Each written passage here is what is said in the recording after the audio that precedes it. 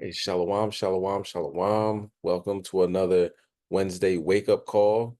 Let's start first by giving all praise and honor to Yahweh Ba'ashem and Mashiach Yahweh Shai. Yahweh being the name of the Heavenly Father, Yahweh Shai being the name of his only begotten Son, who the world inwardly called Jesus Christ.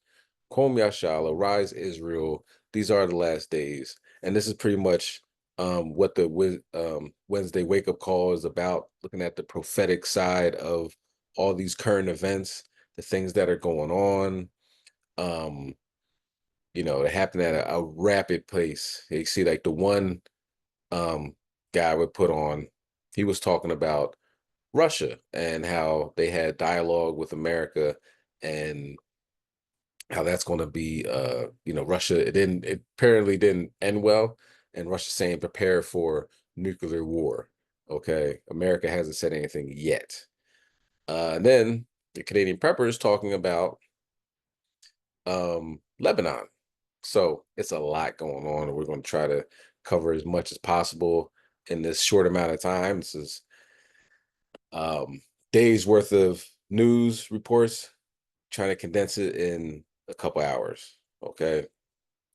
But since it's so much, let's not waste any time. Let's start. All right. Um, First, let's begin with Jeremiah chapter 3 and verse 20. All right, we're gonna take it there. All right. Um,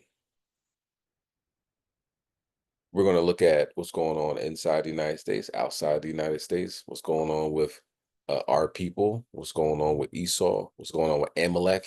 Amalek is falling apart right now.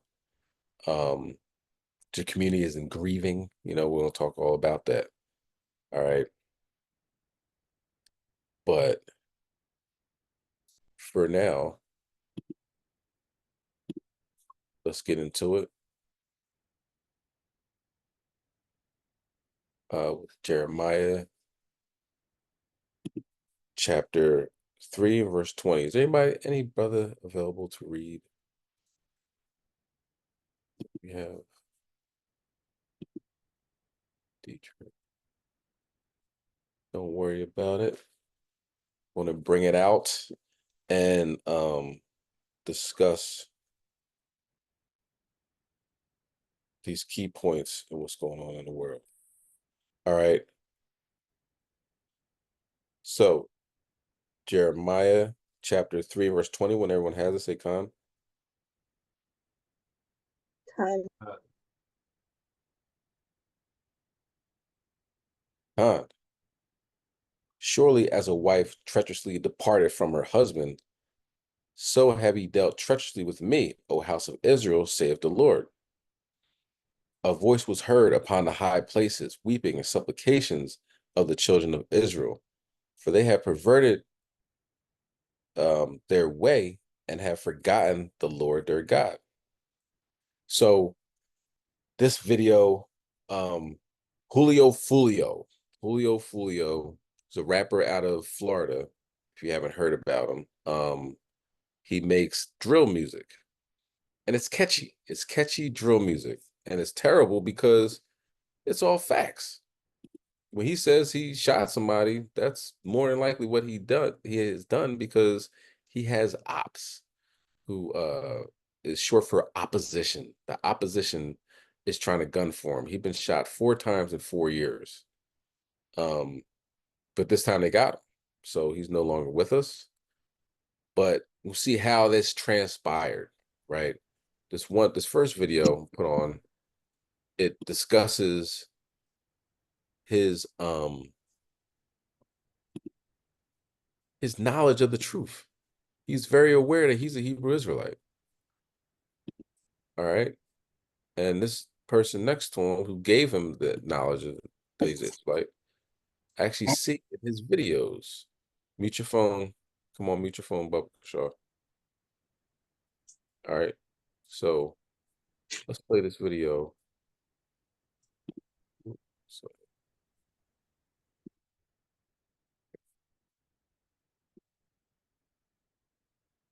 No, we Hebrew. Oh, we Hebrews. Are you? What's that mean to you? You Jewish? No, Hebrews, that's our nationality. Hebrew Israelites. You guys fuck with that? Yeah. We had a Hebrew Israelite on the podcast a little while ago. For real. Yeah, that's a We got Get also educated. I got Muslim, my brother Muslim over there. When did y'all tap into that? Like, just he got me on that when he was 14, 15 years old. Like, it was a book called like "You're Not a Nigger" type shit. He had that bit. Then Written by who? I forgot who wrote that bit. Written by Yahweh Ben Yahweh. Yeah, I forgot who wrote that bit. But he had the book. He would come on the block, good as hell, preaching that shit, smart as hell. Like, oh, this mean this. Like, this how you supposed to live. Do what you not supposed to do. Like, he put us him. And he younger than y'all too. Yeah. I'm So 21. Yeah. so where that mind stay like? Cause you 14 years old at the time. So like, Yeah.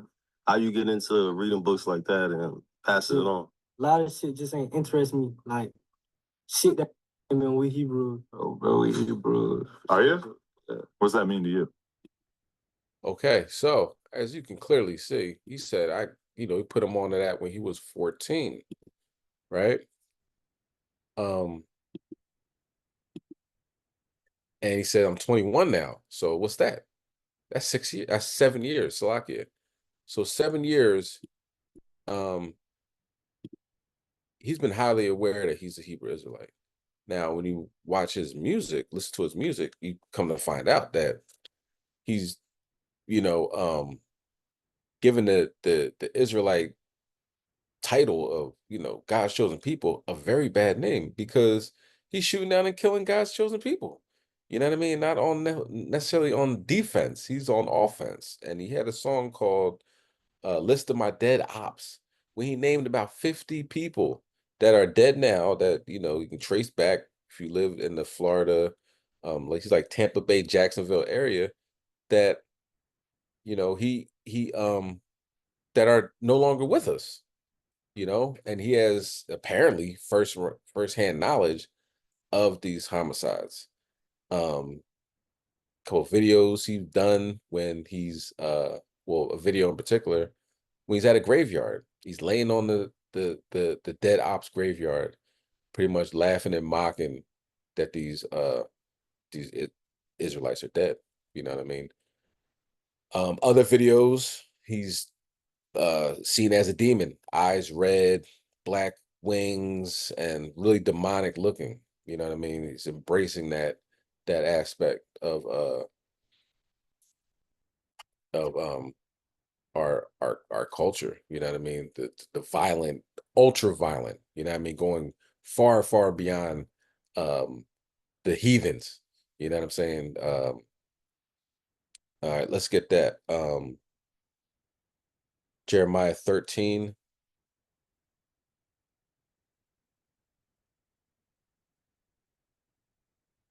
And 15. So the book of Jeremiah, chapter 13 and verse 15 for our next scripture. But you can go to 2 Chronicles chapter 33 and 9. You don't have to get that. 2 Chronicles 33 and 9 talks about King Manasseh that was worse than the heathen. Yeah, I mean, he outdone the heathen. And we're seeing that in these last days. Like Jake is really trying their best to outdo some of the worst people on the planet. Okay. And the next video I'm put on is going to make more sense of that. All right. Jeremiah chapter 13 and verse 15 reads, Hear ye and give ear, be not proud, for the Lord hath spoken. Give glory to the Lord your God before he causeth darkness, and before your feet stumble upon dark mountains. And while ye look for light, he turn it into the shadow of death and make it gross darkness. So at the end, apparently, because as soon as somebody died, everybody makes him out to be a saint, right? But he had a interview where he's saying, I'm trying to get in touch with this dude or whatever. We're trying to make a song to squash these beefs. Now, which one of his beefs, because apparently he has a lot, I'm not sure. But it seemed like the interviewer was very shocked, like, wow, you're trying to get in touch with this person? He's like, yeah, you know what I mean? I'm trying to, his car got shot up. His foot got blown off pretty much. Major injury to his foot. And he was saying, I want to squash these beefs, but the Most High turned off that light. You know what I'm saying? He didn't get a chance. All right. So the next video is, it talks about him, right? So if you're not familiar with him, Slocky. I'm not gonna go through the whole. Maybe we can't go through the whole video. We'll see. We'll see. All right, I'm gonna start it up, and this is who we're talking about, Julio Fulio. Florida's music scene has been at the center of attention for a number of years now. X's passing, YNW Melly's death penalty case, and Kodak being released after Slocky, Fair Use Act. Fair Use Act. This video is protected by the Fair Use Act. This is a teaching moment. Fair Use Act. Also, these lyrics are pretty heavy. You know what I mean? Pretty raw. Like, just keep that in mind. He is talking about homicides and things of that nature, but this is you know, very popular. All right, this one video has 40 million views. So if you have children and oh, I'm listening to Julio Fulio, oh, okay, some rapper, you got to make sure you understand what your children are listening to, and what the youth is listening to and glorifying. You know what I mean? So just keep in mind, this is very popular. Let's continue. after a number of years behind bars have all made the media aware of what's going on. But right now, two other artists out of Florida are the ones getting all the attention for their altercations. It's already cost both sides lives and made Jacksonville nothing less than a war zone. In a shooting that killed an 18-year-old and injured a teenager and a 9-year-old girl. Say Kenyatta Buller, who is also known by his rapper name Young and Ace. Quadruple shooting that hurt Bullard and killed 3 others on Tuesday night. They are this morning. Unfortunately, Willie Addison did not. He died of his injuries, and his family. At the parking lot of Hilltop Apartment Complex, that's Adrian Gaynor Jr. They say, Whoa, that's like they don't want to go to war with me. I'm gonna die about me. You hear me? From the north side of Jacksonville, 1646 West 45th Street. Kenyatta, better known as Young and Ace, was actually born in Chicago and is one of 12 brothers. This made things difficult for his single mother growing up, which caused him to move around and relocate often before settling in Jacksonville, Florida area. His dad was serving time in prison, which left him without a father figure as well. He mostly looked up to his uncle as the man in his life. But when his uncle passed away when he was just 14, he took to the streets to let out the pain and anger he now had. While in the streets, he searched for an outlet to tell his story. Doing this, he found his passion for music and established his crew, ATK, or Ace to Kill.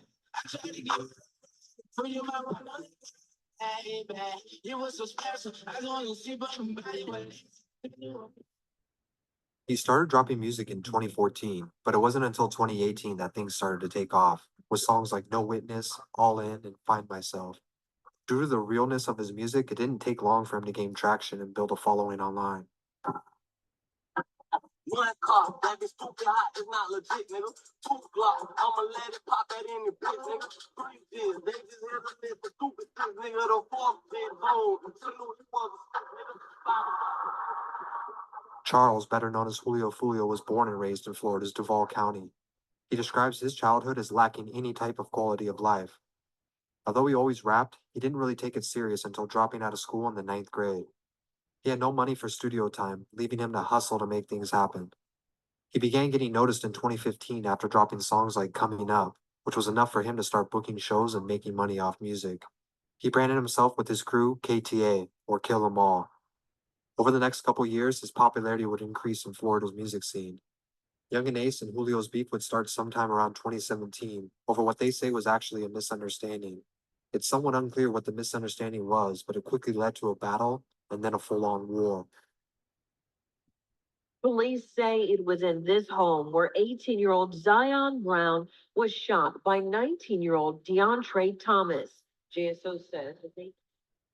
In 2017, Julio's cousin was murdered inside his home at 1 in the morning. The man who was arrested for the crime was associated with Young and Ace, further escalating the beef to another level. Just a year later, in June 2018, Young and Ace was getting traction in Florida. but everything was about to change.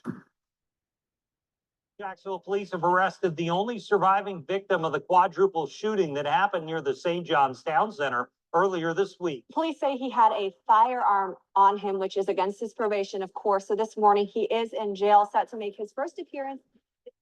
Ace, his brother, and two friends were celebrating a birthday party when they were pulled up on him. Shots rang off in a drive-by shooting. He was shot 8 times and was the only survivor of the 4 people in the car that day. Let's get Deuteronomy chapter 28, verse 54. So it's about 5 more minutes left on this video, so we can watch the rest of it. Gets you caught up to date what's going on in Florida. Of course, you know, no smoke for George Zimmerman. You know what I mean? This is just constantly back and forth. Brothers, you know, shooting each other down. Okay. All right, this is the book of Deuteronomy, chapter 28, verse 54. When everybody has it, say Con. Con. Con. So that the man that is tender among you and very delicate, his eye shall be evil towards his brother, and toward the wife of his bosom, and toward the remnant of his children, which he shall leave. So you can see the curses all throughout this video, just having the first 4 minutes. You know, he grew up without his father. The man Ace, the young man Ace, and the evil eye. You know, both of them are rappers. You know, a misunderstanding. Nobody even understands what the misunderstanding is.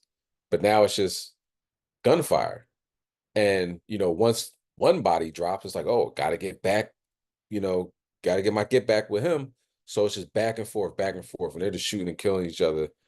While Tampa is being, you know, like the next big, like Miami, you know what I mean? Where people go Fort Lauderdale, where people go to, you know, vacation and you know, Airbnbs popping up and summer vacation homes and stuff like that. While this is going on, while they're revitalizing that area, the young men are killing each other. You know what I mean? It's pretty sickening. And let's get Ecclesiastes 7 and 5 on deck. All right, let's watch the rest of this. Losing his brother and 2 friends. He believed Julio was one of the shooters, but for obvious reasons, Julio denies this. He would get all 3 of his brothers tattooed across his stomach before planning a retaliation. Before Ace could recover, he was already arrested for violating his probation with a firearm. He was put under house arrest, but he used his time to tell his stories and dropped 2 mixtapes and continued to build his buzz. Julio wasted no time to mock Ace's losses with a few social media posts. Friends say Addison, his father and brother, were among 6 shot early yesterday morning, leaving the Paradise Gentlemen's Club on Bay Meadows Road. In January of 2019, a rapper by the name of Boscoon was gunned down after leaving a gentleman's club. Boscoon's brother happened to be Queso, who was Young and Ace's right-hand man. Just 1 month later in February, a 16-year-old who went by the name of Bibi Osama was also killed. He was friends with Julio. Julio released his tribute track Bibi's Story online, which helped bring some mainstream attention to him and the war in Jacksonville. ATK Queso responded with a diss track of his own.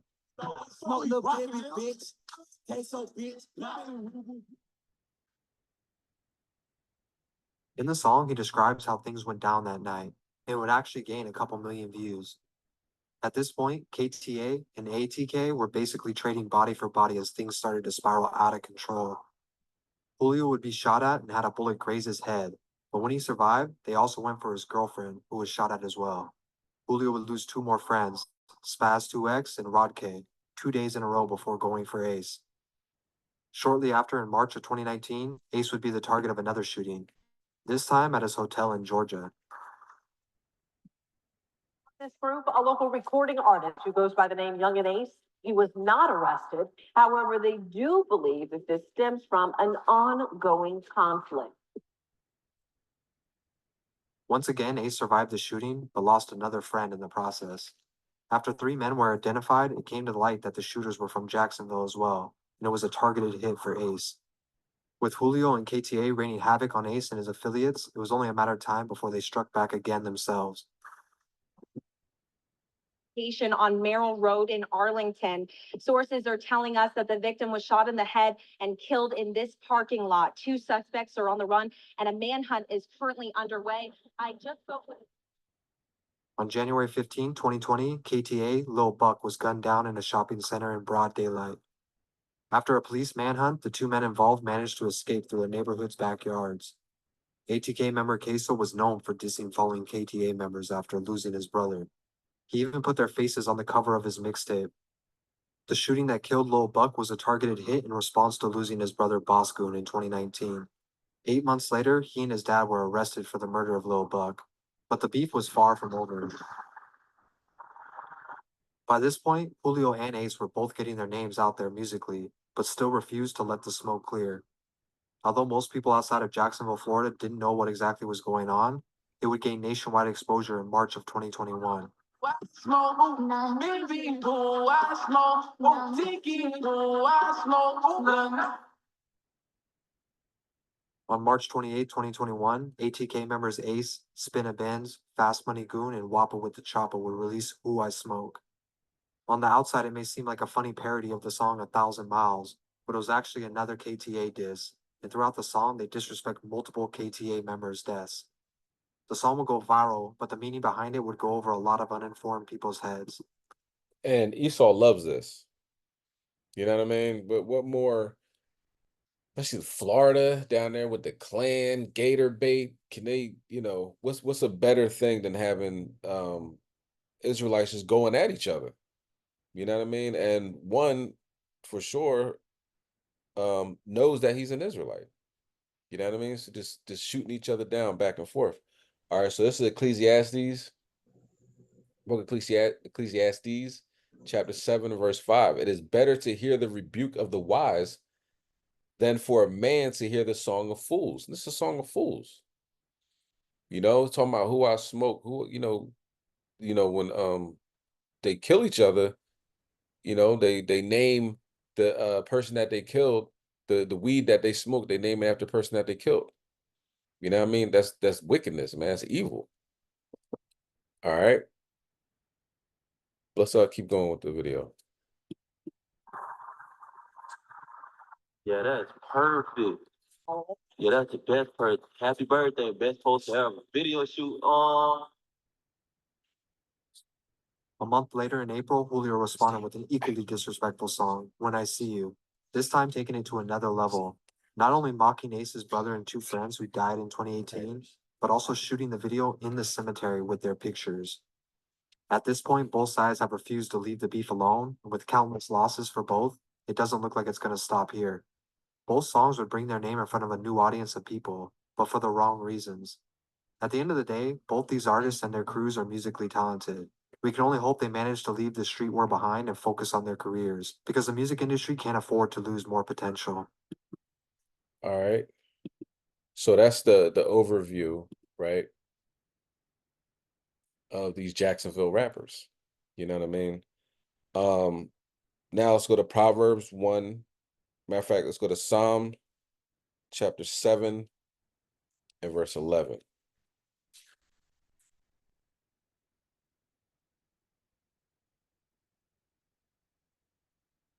But like the elder bring us out all the time. Like we got so much smoke for each other.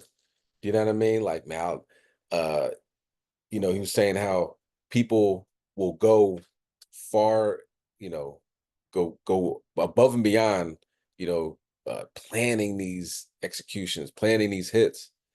And, Esau gets no smoke. You know what I'm saying? You get shot down the street. That's just, hey man, nothing we can do about it, right? All right. So let's bring that out. Psalm chapter 7, and we're going to start at verse 11. God judges the righteous, and God is angry with the wicked every day. This is wicked. You know what I'm saying? This is blatantly wicked. The brother Julio Fulio knows he's a Hebrew Israelite. He said for 7 years, for 7 years, he knew he was a Hebrew Israelite. So he's doing all this stuff, shooting people down, guns, drugs, everything. Brother is not doing anything apparently to further on the the cause, you know what I'm saying? Doing the work of the Most High, right? So the Most High is angry with stuff like this. We always bring this out, the wicked is, Esau, of course, he's the border of wickedness, but among our people have found wicked men, right? Verse 12, he will not turn, he will whet his sword. He had bent his bow and made it ready. Verse 13, he have also prepared for him the instruments of death. He ordained his arrows against the persecutors. Verse 14, behold, he travaileth, traveleth with iniquity, just running with sin, right? And have conceived mischief and brought forth falsehood. Everything that the wicked do, you know what I'm saying, is going against the Most High God, whether it's sin, being mischievous, you know what I'm saying? These dudes are lying in wait to destroy other men, okay? And brought forth falsehood. Verse 15. Verse 15. He made a pit and digged it and is fallen into the ditch which he made. They're making their bed and they're going to have to lay in it. They're giving so much hell, giving so much wickedness, they're making their own bed. Okay. Verse 16.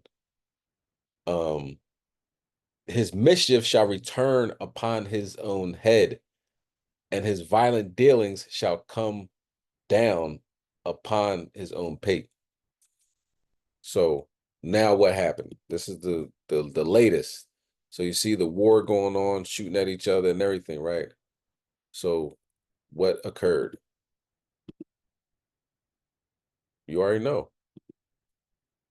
Welcome back to Live Now from Fox 9 Gina Francine. As we continue with your Monday morning headlines, we are following breaking news this Monday morning coming out of Tampa, Florida. Tampa police looking for whoever's responsible for a shooting that left a Florida rapper dead. It happened early Sunday morning outside a hotel. Charles Jones was among the 4 people shot. Fans knew him as Julio Fulio. Fox 13 Tampa's Kelly Cowan is live from the Tampa Police Department this morning with more on this developing story. Kelly, good morning to you. Good morning to you. And there is concern that this could lead to even more violence, more shootings in Jacksonville. That's because that is where this rapper was from. And he did have a long-standing history of posting provocative videos and songs, creating songs where it glorified not only violence, but specifically violence against fellow rappers and other groups in Jacksonville. Jones, known for making diss tracks and music videos joking about the murders of rivals, and even shooting one music video in a graveyard and mocking another rapper who was shot and killed on his birthday. Now, several local stations in Jacksonville are reporting that Jones was shot twice in the last 3 years. He survived those. Now his murder could fuel even more violence. This is the downside of that kind of nature that goes around, that gets associated with the music industry and the rappers that do this kind of thing. It's not jokes. This is not, in so many cases, just for video show. This is fiction becoming fact-based in real life.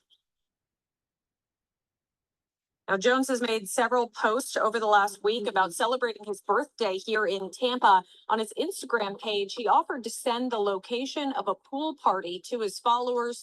According to his posts on Saturday, that party later shut down by police, but he'd also posted plans about another party happening in an adult entertainment club that night, not far from the hotel, where he was later found shot and killed during what his attorney has called an ambush.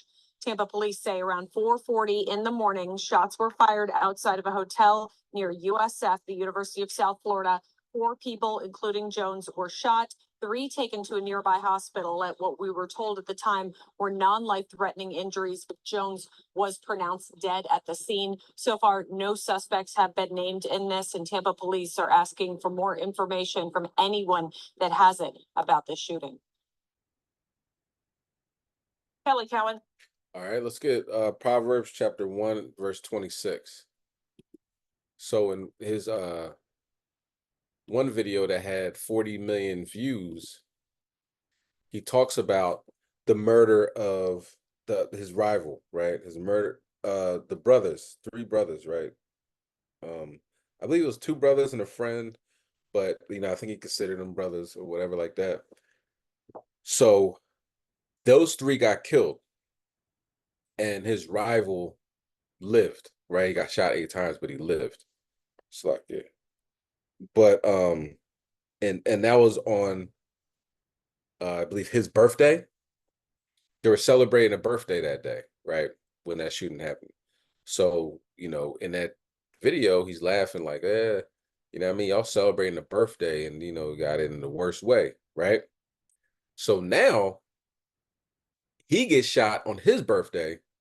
Also 4 people in the car. 3 of them survive. He's the only one that dies.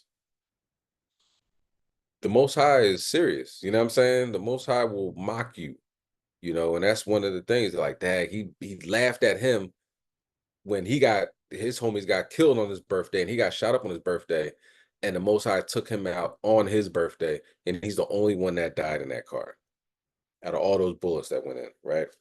So it's the book of Proverbs, chapter 1, verse 26. I also Shalom. Shalom, y'all. Bashim Shabakatan. Yeah, Bashim Shabakatan. I got Proverbs. Yeah. Khan, this is the book of Proverbs, chapter 1 and verse 26. Does everybody have it? Please say Khan. Khan. Khan. Yeah. Khan, verse 26. I will laugh at your calamity. Salakia, I also will laugh at your calamity. I will mock when you fear cometh. Khan. So, the Most High mocked them. You know what I mean? He's mocking them. And, that brother, like Charleston White was bringing out, like, he worked really hard to die. Like, the way he was going, he was aiming to die. And you see what it's talking about on Instagram, he's kind of like showing people, like, yeah, we at this another place, but he has all these enemies. It's like, come and get me. You know what I mean? Like, people are saying that he wanted to die. Well, that's what happened. You know what I mean? And there's somebody that thinks this is hilarious, right? There's somebody that thinks this is really funny. Now, we're not laughing at the brother, right?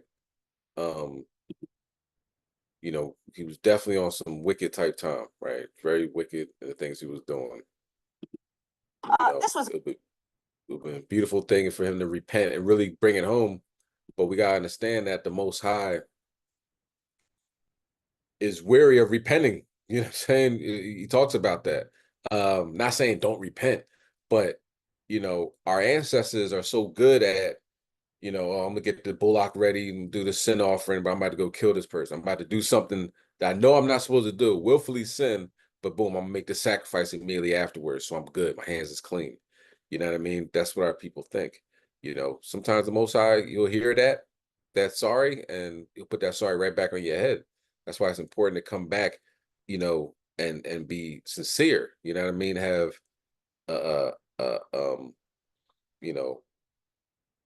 repent daily and mean it when you do it. You know what I'm saying? And hopefully it's a hope that the Most High will hear your repentance.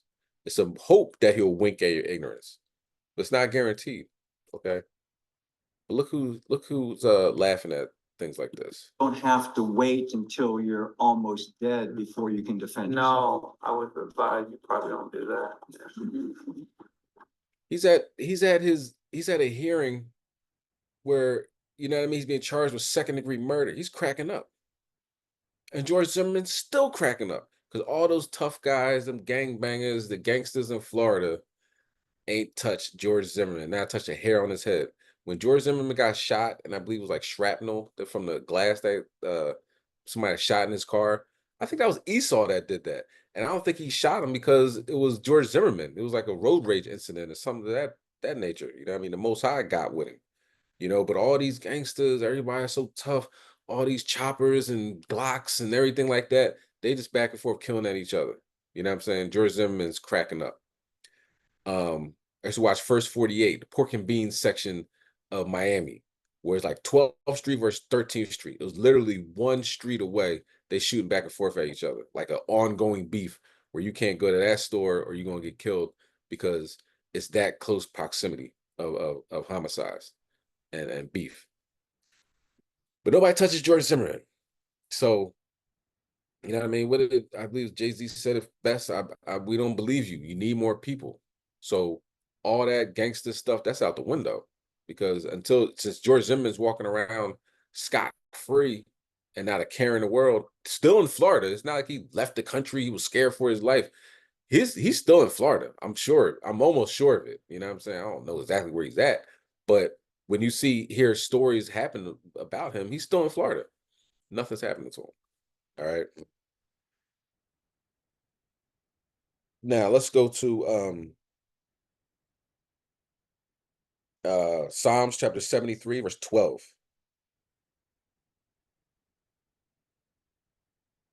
All right. We're going to do a couple precepts on this. The latest, right, in the saga that is the royal family, right? It's funny. I don't know if it was a WNBA player, coach, or something like that. They asked him, like, did you see the royal family? It might be a soccer coach or something. Did you see the royal family who was over there in England? He's like, who? What? I'm sorry. It's like the royal family. Did you see the royal family? He's like, Jesus, Mary, and Joseph? I don't get it. Like, they're like, no. You know, Queen Elizabeth and you know, all these other Prince Charles and all that. He's like, oh, the only royalty I know, the only royal family I know is Mashiach Yahushua. I didn't say Yahushua, but Jesus, Mary, and Joseph. That's the only one I honor. So and right now it seems like the Most High is really taking them down. You know what I mean? The elder talked about Queen Elizabeth saying that she if she dies before we get the kingdom, you know what I mean, we're going to resurrect her and destroy her again and all these other things, right? He's laughing, right? Because the brother asked a question. It might have been him. Somebody asked a question regarding Queen Elizabeth. He's like, yeah, you know what I mean, she ain't looking too good right now, but if she checks, we you know, we had the spiritual power to resurrect her and put her right in that cotton field. You know what I mean? And then she checked, right? A lot of people were like, oh, she's old, and you know what I mean, she lived out her years and this, that, and the third. Like, she went to the grave, you know what I mean? She was up in age, but her death wasn't a peaceful death. She had bone cancer. It was very painful. You know what I mean? So from her, so-called Prince Charles, I guess he's King Charles now. I don't know. He has cancer. Kate Middleton now has cancer. And then we're gonna watch what's going on with the latest. I guess it's Princess Anne or something to that effect. Let's bring that out. Psalm chapter 73 and verse 12. When everybody have it, please say Khan.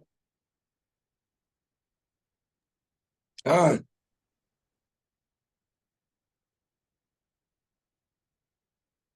Khan. Khan, verse 12. Behold, these are the ungodly who prosper in the world. They increase in riches. I mean, they have a limited amount of funds. You know what I mean? They've been going to Africa, stealing every type of diamond resources that they have. You know, probably taxing them beyond recognition, so they never, you know, get past it.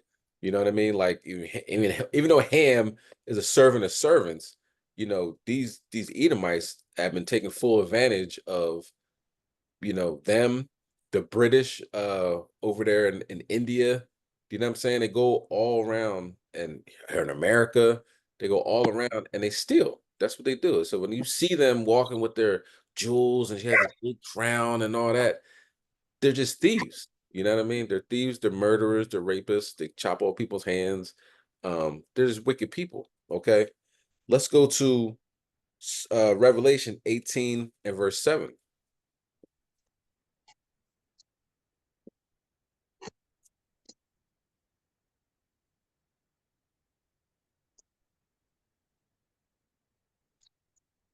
Revelation 18 verse 7. When you got it, you can bring it out. Khan, this is the book of Revelation, chapter 18 and verse 7. Everybody have it, please say Khan. God.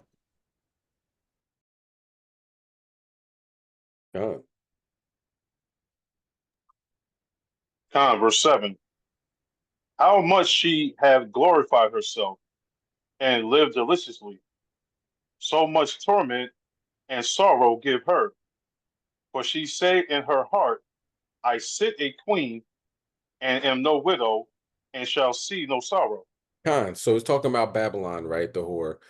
And like this is Babylon, but like Babylon derived from pretty much like the British Empire. Do you know what I'm saying? There's an empire all around. They, wherever you set your eyes on, that's where the empire of the British is. You know what I'm saying? I messed that up immensely, but pretty much saying we own everything. You know what I mean? The British Isles, the British Virgin Islands, and all this. You know what I'm saying?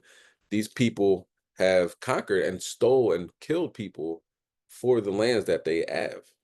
Okay, and they say nothing's going to happen to them. But as we can see, the Most High is destroying these people. Let's go to Isaiah 47 verse 7, which you can precept with Revelation 18 verse 7. All right, talking about these wicked Edomites that think nothing's ever going to happen to them. But as we can see, things are happening to them now, like today. All right, let's bring that out. Isaiah chapter 47 and verse 7. This is the book of Isaiah, chapter 47, verse 7. When everybody have it, please say Con.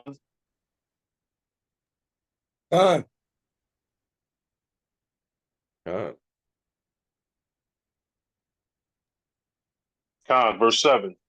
And thou sayest, I shall be a lady forever, so that thou didst not lay these things to thy heart, neither didst remember the latter end of it.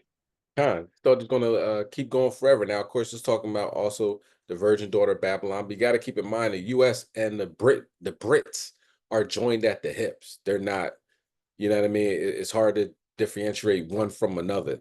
As soon as as soon as the U.S. is going in Afghanistan, Britain's right along with them. As soon as they're going in Iraq, Britain's right along with them. They're going to give weapons and people and money to Ukraine. They're right along with them. You know what I'm saying? So, and they think nothing bad ever happened to them. Well, let's see what happened to Prince Anne. It's like her head might be in the right spot right now. So. Coming off the speech, we've got some breaking news to bring you from Princess Anne, the Princess Royal.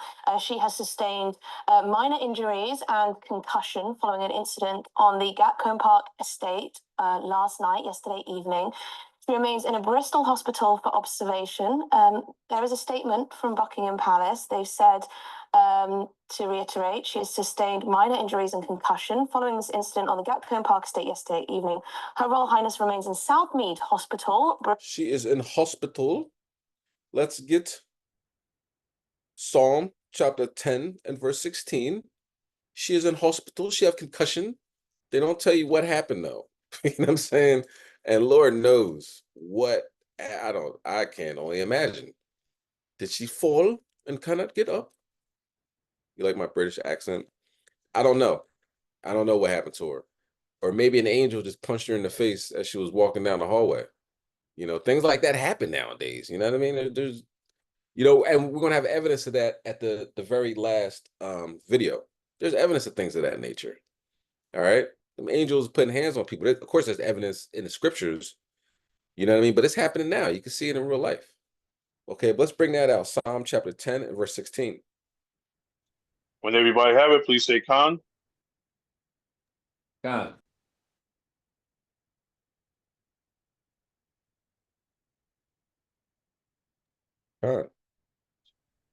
Verse 16. The Lord is king forever and ever. The heathen are perished out of his land. So it's dangerous to go and say, I am the queen. I am the Princess Royale. I am the king of this. I'm the king of that. Been paying attention. A lot of people that say, I'm the king of this city. I'm the king of that city. they've been getting knocked off. Apparently, how about Shemal Shai don't like when people are unjustly walking around saying they're kings, not following any law, statutes, commandments, being from heathen nations. You know what I'm saying? I'm the king of New York, but you're selling drugs. I'm the king of Philly, but you know, you're out there just promoting a whole bunch of wickedness. So you get shot, the Most High will take your child out of here. You know what I'm saying? This stuff is serious. So before we give each other any titles, we should be very humble in these last days. All right. Let's get Psalm chapter 75, verse 7. I'm gonna play out the rest of this. Bristol, as a precautionary measure for observation, is expected to make a full and swift recovery. They continue, the king has been kept closely informed and joins the whole royal family in sending his fondest love and well wishes to the princess for a speedy recovery. Now, of course, Princess Anne is one of the most senior working royals in the family, the younger sister to King Charles. But, of course, this statement from the palace is suggesting that the princess is expected to make a full and a swift recovery. Yes, as it stands, we don't know exactly what happened, how she sustained these injuries, but we're told that they are minor and that she also had a concussion. So we'll bring. And keep in mind, we already know the minor. Kate Middleton couldn't even pose to take a picture. They're saying, and they got caught because they doctored the picture of her and her children. If you can't even take a picture, I think it was for Mom's Day. You know what I mean? You can't even take a picture.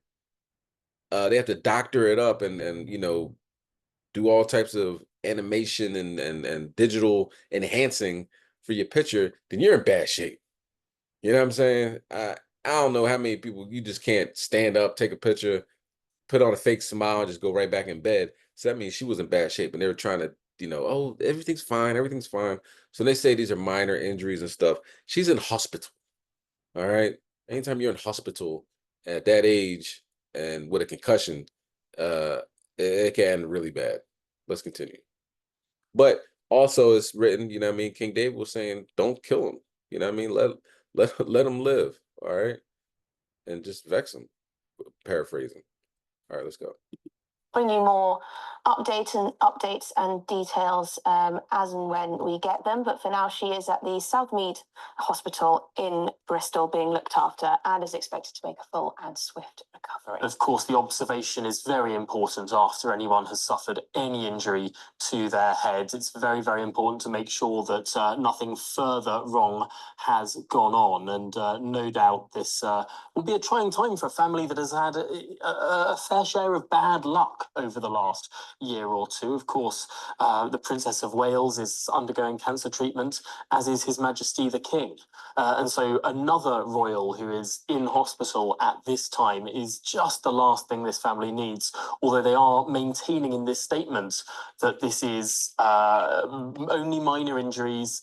She does have a concussion and is in hospital for observation. Yes, it's interesting how the palace has taken to giving us updates, to telling the public when things like this happen. Of course, cancer diagnosis, as you say, of Princess of Wales and His Majesty the King, and now Princess Anne, who is in hospital after suffering some minor injuries. She looks terrible. That's the princess of what?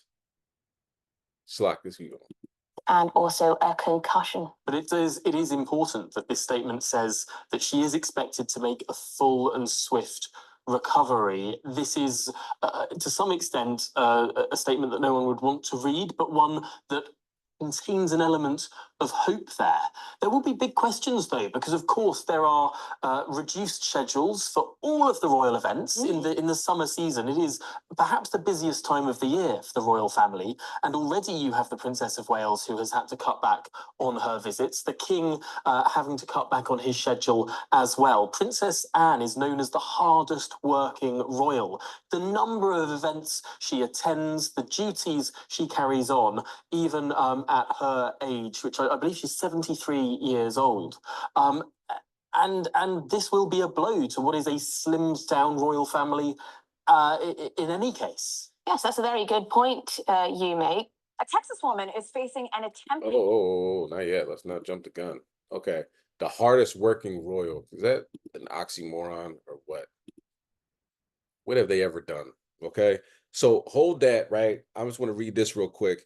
Like, she's still alive though. Man, let's read the scriptures, right? So this is Psalm. You have to get it. Let me just read this real quick. This is the book of Psalm, chapter 58, verse 10.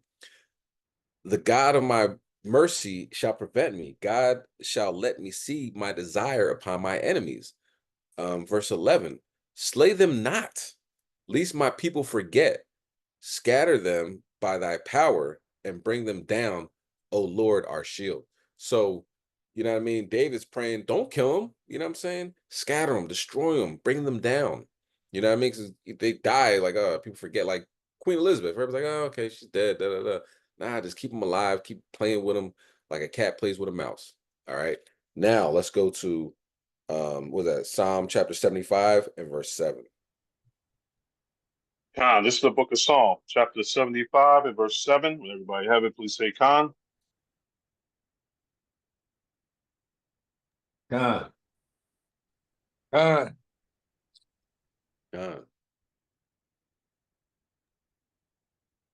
Khan, verse 7. But Yahweh is the judge. He putteth down one and settle up another. So at this point, these royals are getting seated down. They're setting them down. Most High is setting them down, and he's raising up kings on this earth. You know what I mean? Daughters of Zion on this planet. Okay. So when you start seeing that seesaw, them going down and us continuing to rise up, Hom Yashala. All right. And snatch them crowns off like David did in what was that first Chronicles, the 20th chapter. Took the crown off the king's head, put it on his head. You know what I mean? All right. Let's continue now. I jumped the gun a little bit with Esau is drowning people, okay? From Wildwood, which they never shown this woman's mugshot, so you know it's Esau, to now in Texas, where Esau drunk off of whatever, you know what I mean, really being themselves, but you know what I mean, getting a little tipsy, right? Tries to drown a Palestinian woman, her children actually. Okay, very interesting. We're gonna get that, but first let's get Ezekiel chapter 25 and verse 15. I mean, really, it's like these people have no home training, no manners, barbaric even. Who tries to drown children? You know what I'm saying? And you know, this is seemingly being like this is how they are. Not trying to be racist or anything, but these women are just drowning children left and right. And we have another video, another story regarding that happened in New Jersey today or last night or something like that. Just found out about it. Amalek drowning children. You know what I mean? Very violent group of people they are. You know what I'm saying? Let's bring that out. Ezekiel chapter 25 and verse 15. When everybody have it, please say Khan. Khan.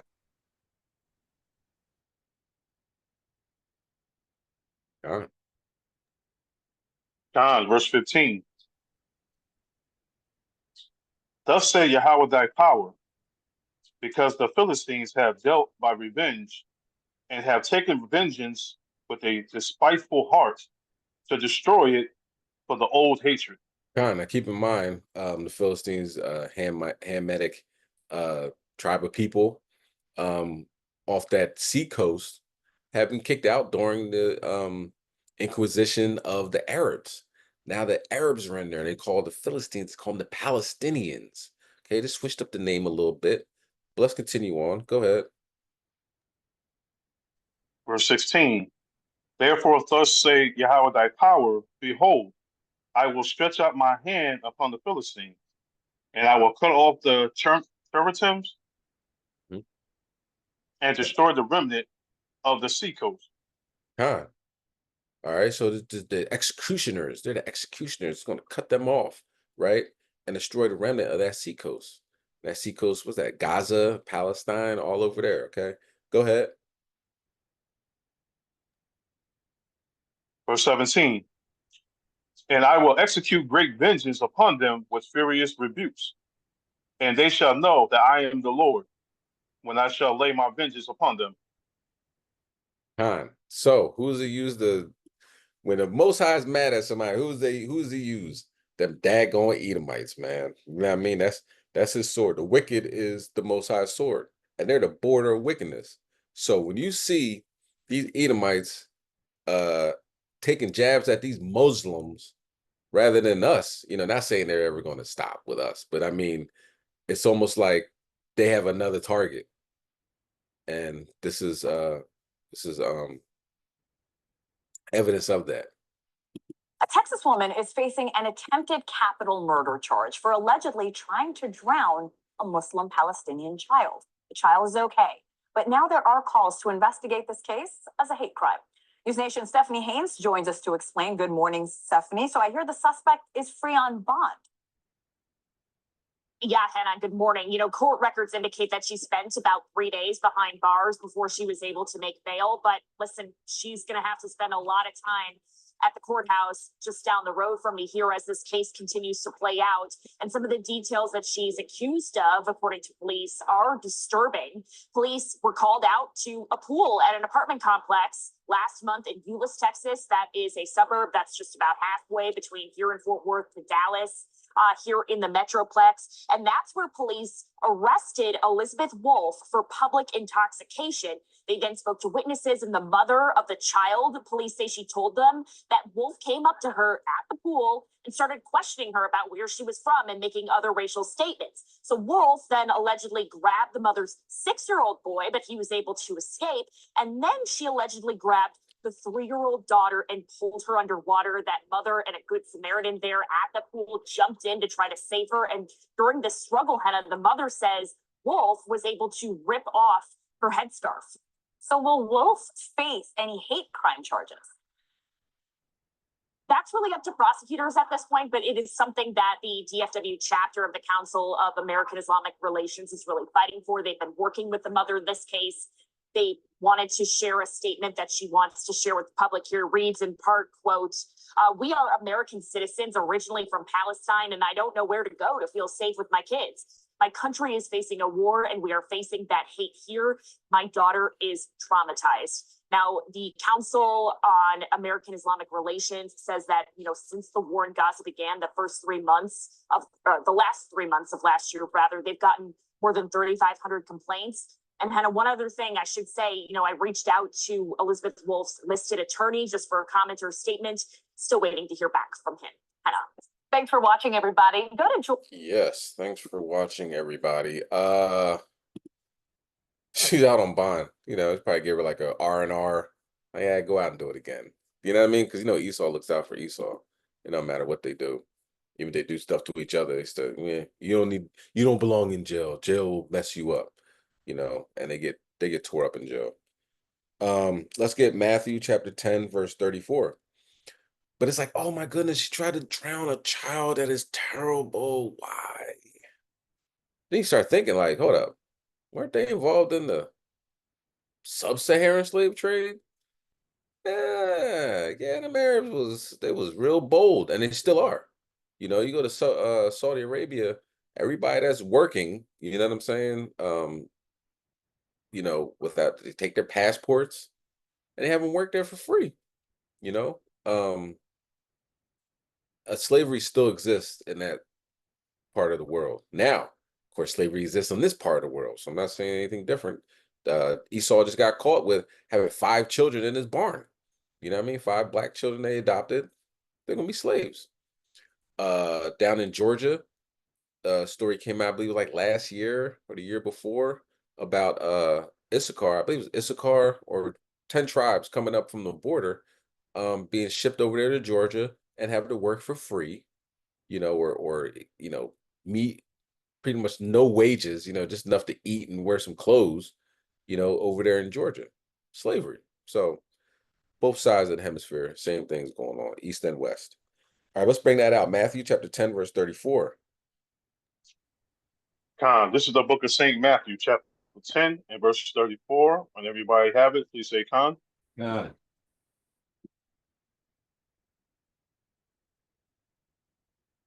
Khan,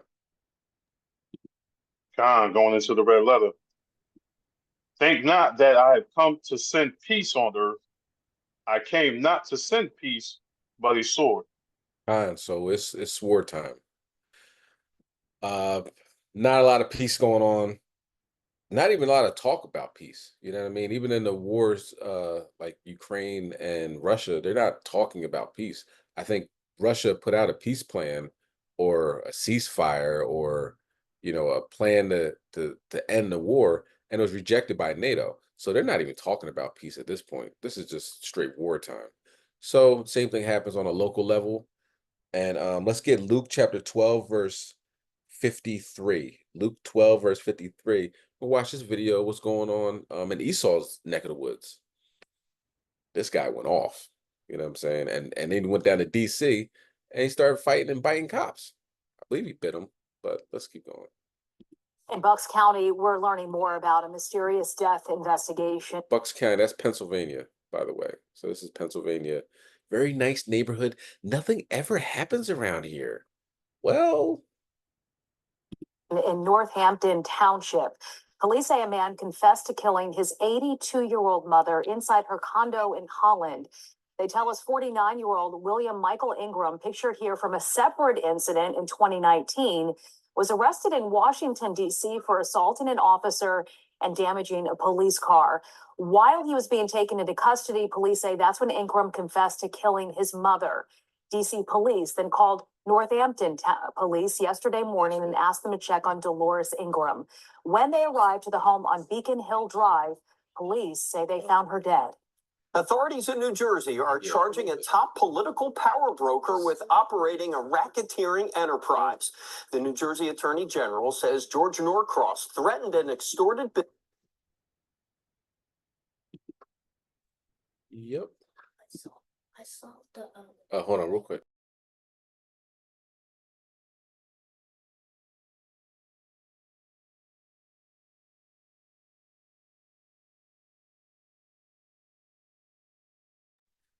All right, so yeah. Okay. Yeah, just killed his 82-year-old mother. Unbelievable. Something wrong with Esau. I think we all know that though. But and he goes and assaults police in DC and says, "Hey, by the way, I just killed my mother." So these guys are going cuckoo for Cocoa Puffs at this point in time. And the Most High said, he's sending a sword. But let's bring that out. Luke chapter 12 and verse 53. Khan, this is the book of St. Luke, chapter 12 and verse 53. When everybody have it, please say Khan. Khan.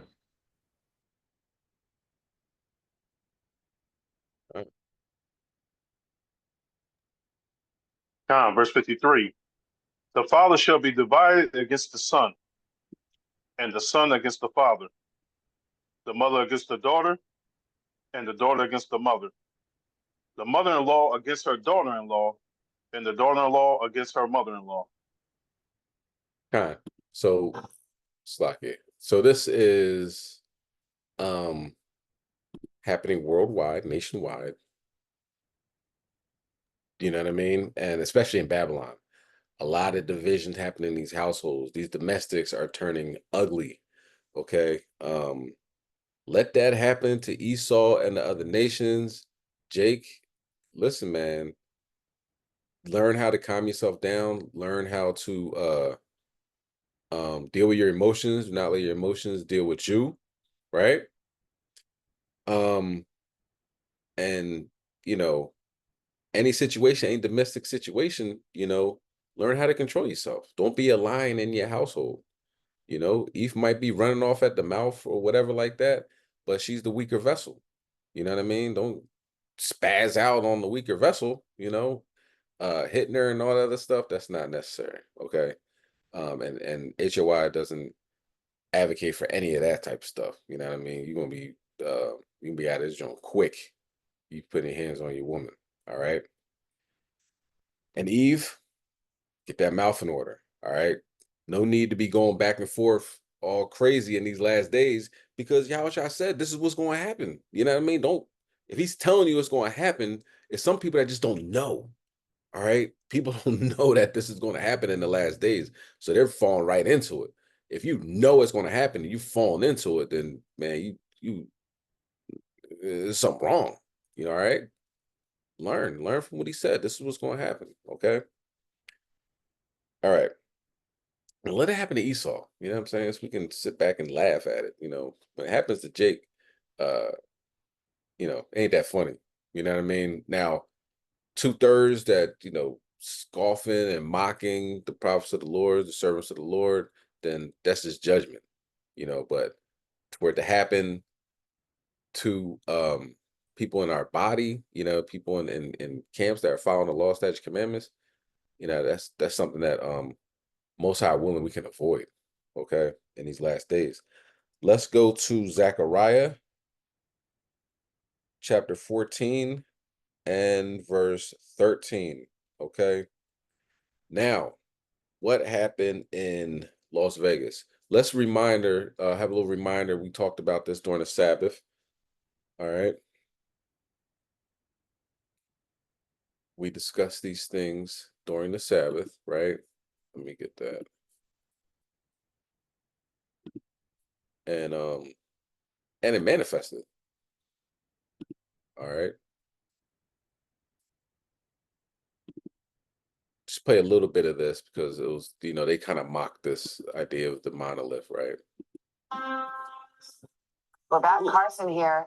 What a strange sight in Las Vegas. Look at that. What is It has anything to do with the Vegas Raiders, but it doesn't. It's a mysterious and reflective monolith. It was spotted in a hiking trail over the weekend. So what's the There's been a bunch of these. So the police, actually, Vegas police posted those pictures. A volunteer searched. Okay, so that happened in Las Vegas, right?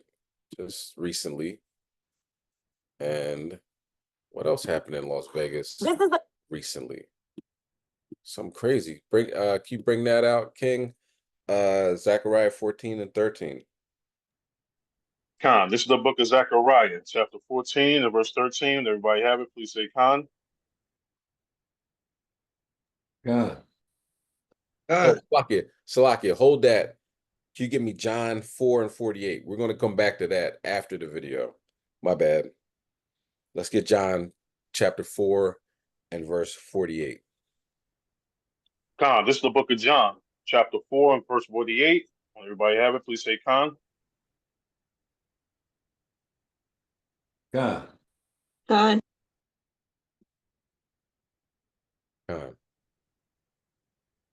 Khan, verse 48. Then said Hamashiach Yahushua unto him, except ye see signs and wonders, ye will not believe. So we just seen that monolith that showed up in Las Vegas, and now Vegas has made national news. Let's see why. This is the North Las Vegas apartment complex where 6 people were shot Monday night, 5 of them now dead. I spoke exclusively to Sal Munoz, who tells me 4 of the victims were his family, including the 13-year-old girl who's now fighting for her life. Heartbroken. Words can't begin to describe the pain Sal Munoz is feeling. This is not right. You kill innocent people. Munoz lives in New Mexico. He got a call from his other son early Tuesday morning, giving him the tragic news, and he immediately drove to Las Vegas. North Las Vegas police identified the suspect as 47-year-old Eric Adams. Police say Adams shot 6 people at this apartment complex near Commerce and Craig. 5 of the victims are now dead. Munoz identified 3 of them as his ex-wife, 59-year-old Anna Munoz, his 40-year-old daughter, Amy, and 21-year-old son, Christopher. It's very shocking to know that this happened. It just made me feel like it could have been us. Deja Collins lives at the apartment complex and heard the police activity Monday night. Like, you know, you're supposed to feel safe and you don't feel safe at all. And now Munoz's 13-year-old granddaughter, Olivia, is fighting for her life in the hospital. Last word I heard that she might have brain damage. Such a sweet girl. Munoz tells me the suspect was a neighbor who occasionally asked his ex-wife Anna for rides to work. He tells me his daughter Amy just graduated from a program to become a respiratory therapist and had a bright future ahead. In North Las Vegas, I'm Jaewon Jung. Jaewon Jung, excellent reporting. Now, let's Like we saw that monolith came in Vegas, and all of a sudden 5 people died. Now this could be international news, if like Indian news or Russia news picks it up, because 5 people getting killed is a lot. 5 people getting shot is a lot. 5 people getting killed, that's the next level. Okay. Last Saturday on the Sabbath, we talked about the monolith that was in Wales not too long ago, right?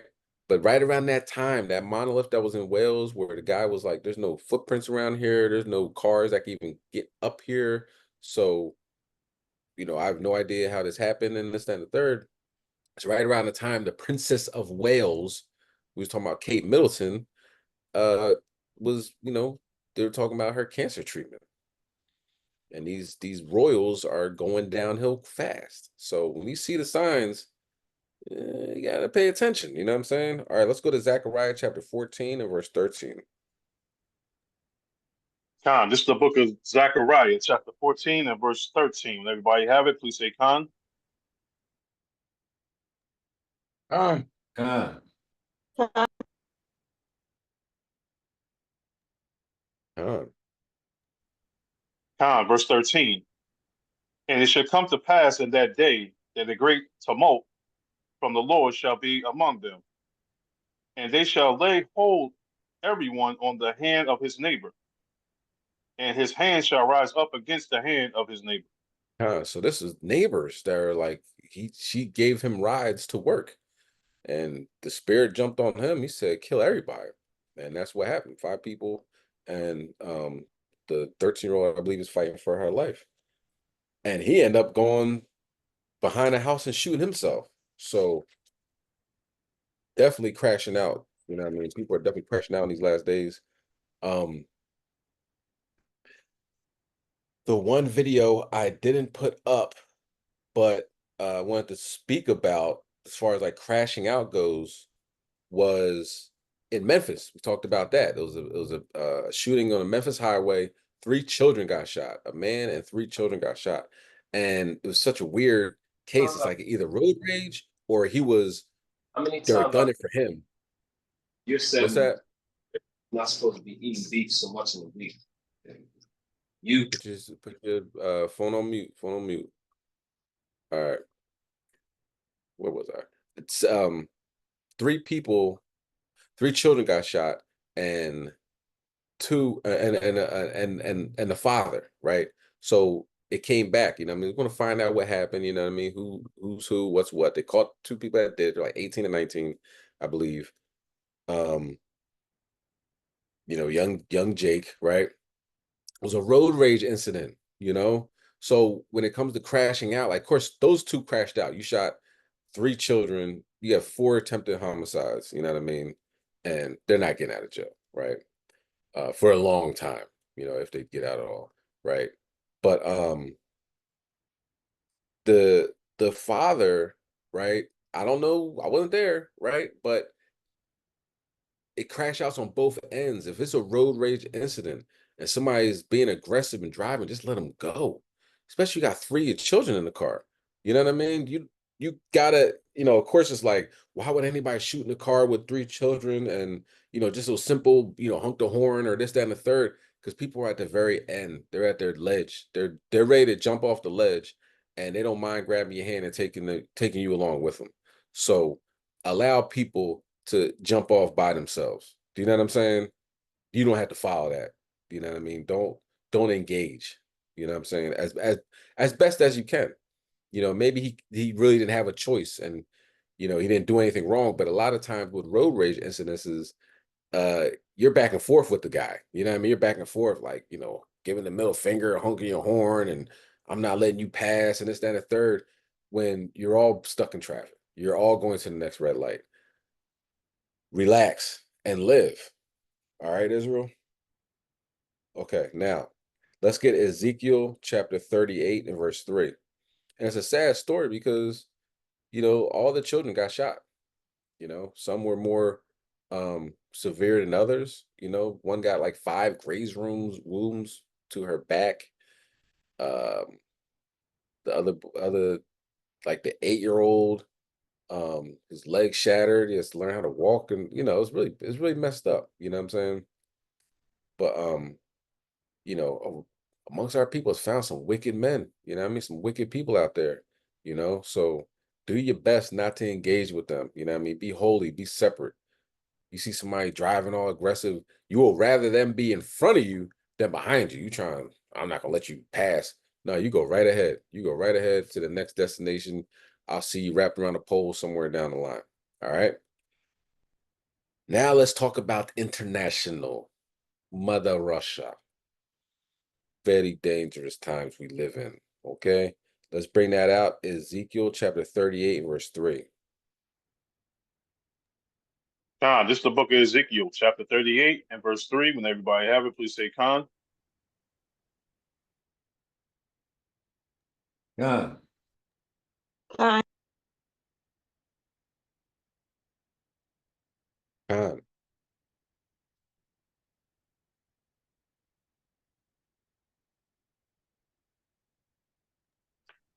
Khan, verse 3. And said, thus say Yahweh thy power, behold, I am against thee, O Gog, the chief priest, Salaki, the chief prince of Meshech and Tabal.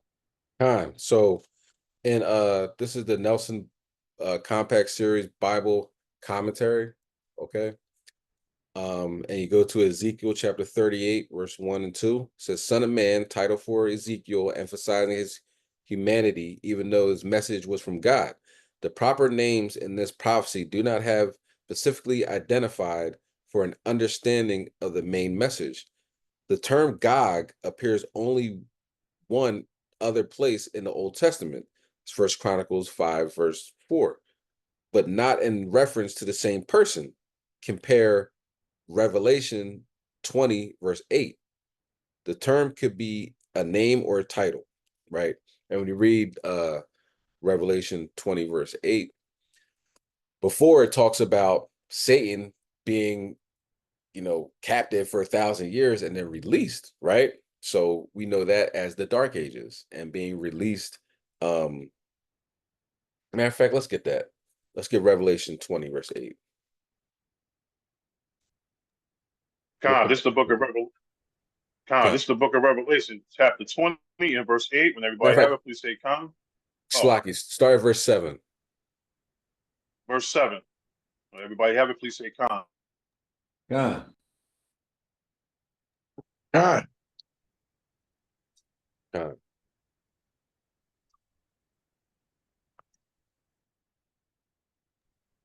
Verse 7.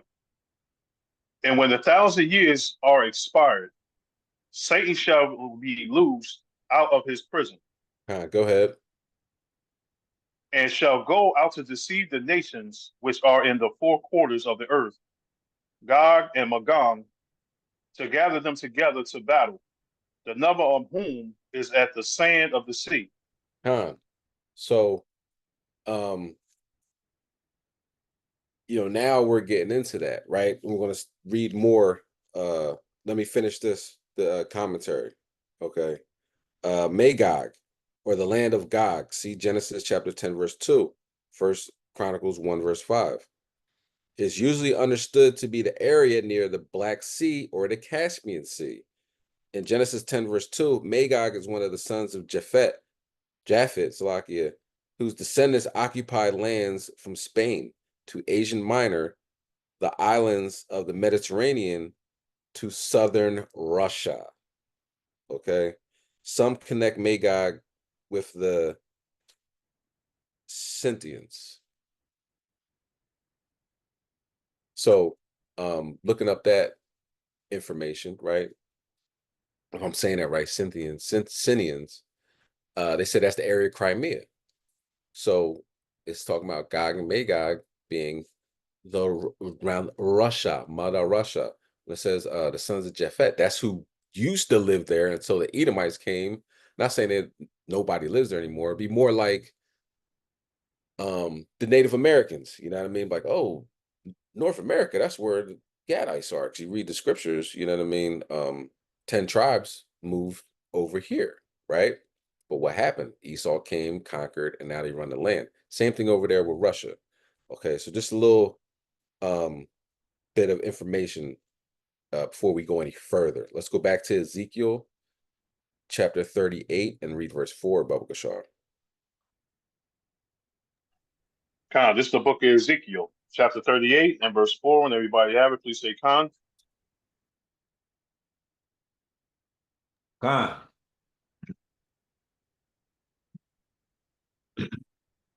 Khan.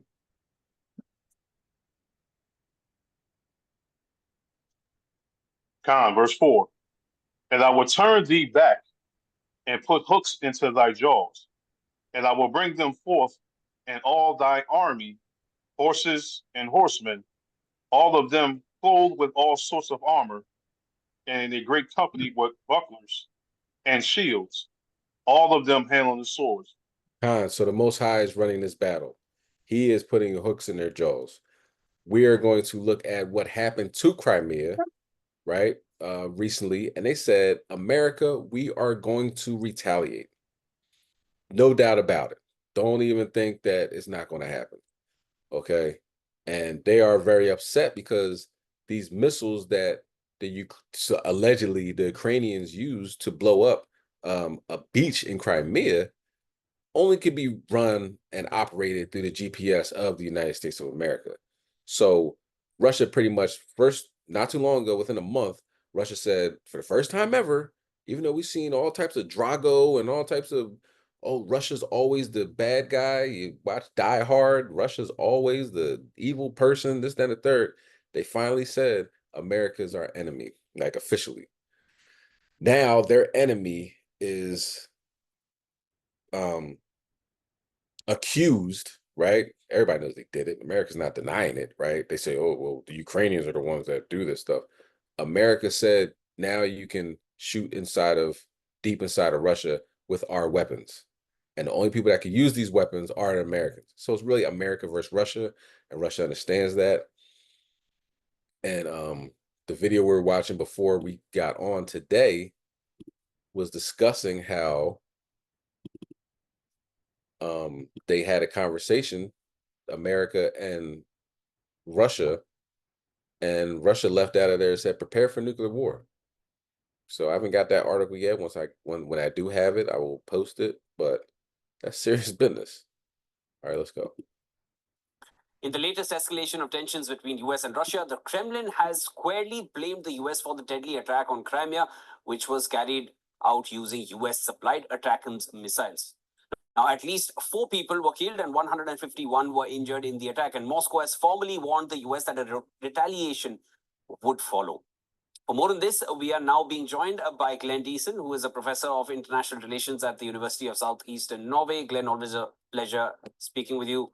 Thank you for joining us here on Beyond World is One. Tensions have been on the boil between Russia and the US, but directly blaming the US for the recent attack on Crimea takes things a big step further. Do you agree? Yes, no, very much so. But I think it's because it's becoming very difficult to pretend as if it's not a war between NATO and Russia anymore. Because you mentioned that the ATACMS missiles are American, but the Americans also green-lighted using the missiles inside Russian territory. But furthermore, it's not just the missiles which are American, it's also the flight paths and targets for the ATACMS missiles which are programmed into it. It's done in accordance also, it's done by Americans in accordance with the US satellite intelligence data. So this is very much an American attack on Russia, which is why it's very dramatic. And now that the Russians are identifying the Americans as the culprits and are recognizing that this requires a retaliation, this of course takes us as a huge step now towards direct war. Now, Glenn, the US has definitely said that Ukraine is free to attack as far as they want or wherever they want it. Basically, targeting is their headache altogether. It's their call. In a way, they've said that Ukraine is free to do whatever it wants with the weapons that US has sent them.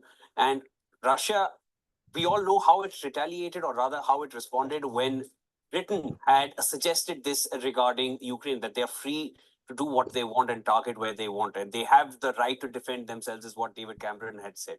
At that time, Russia had announced nuclear drills, And Belarus had also carried out nuclear drills. So basically, we had nuclear drills around Ukraine on two fronts. Now, the US has said that it is over. I mean, it's Ukraine's call what they want to do with the weapons. How do you feel Russia is going to retaliate now that they've said they are going to retaliate? Well, first on allowing them to use the weapons as they like, I think this is part of the narrative, allowing Ukraine to defend it. Put your phone on mute. Phone on mute.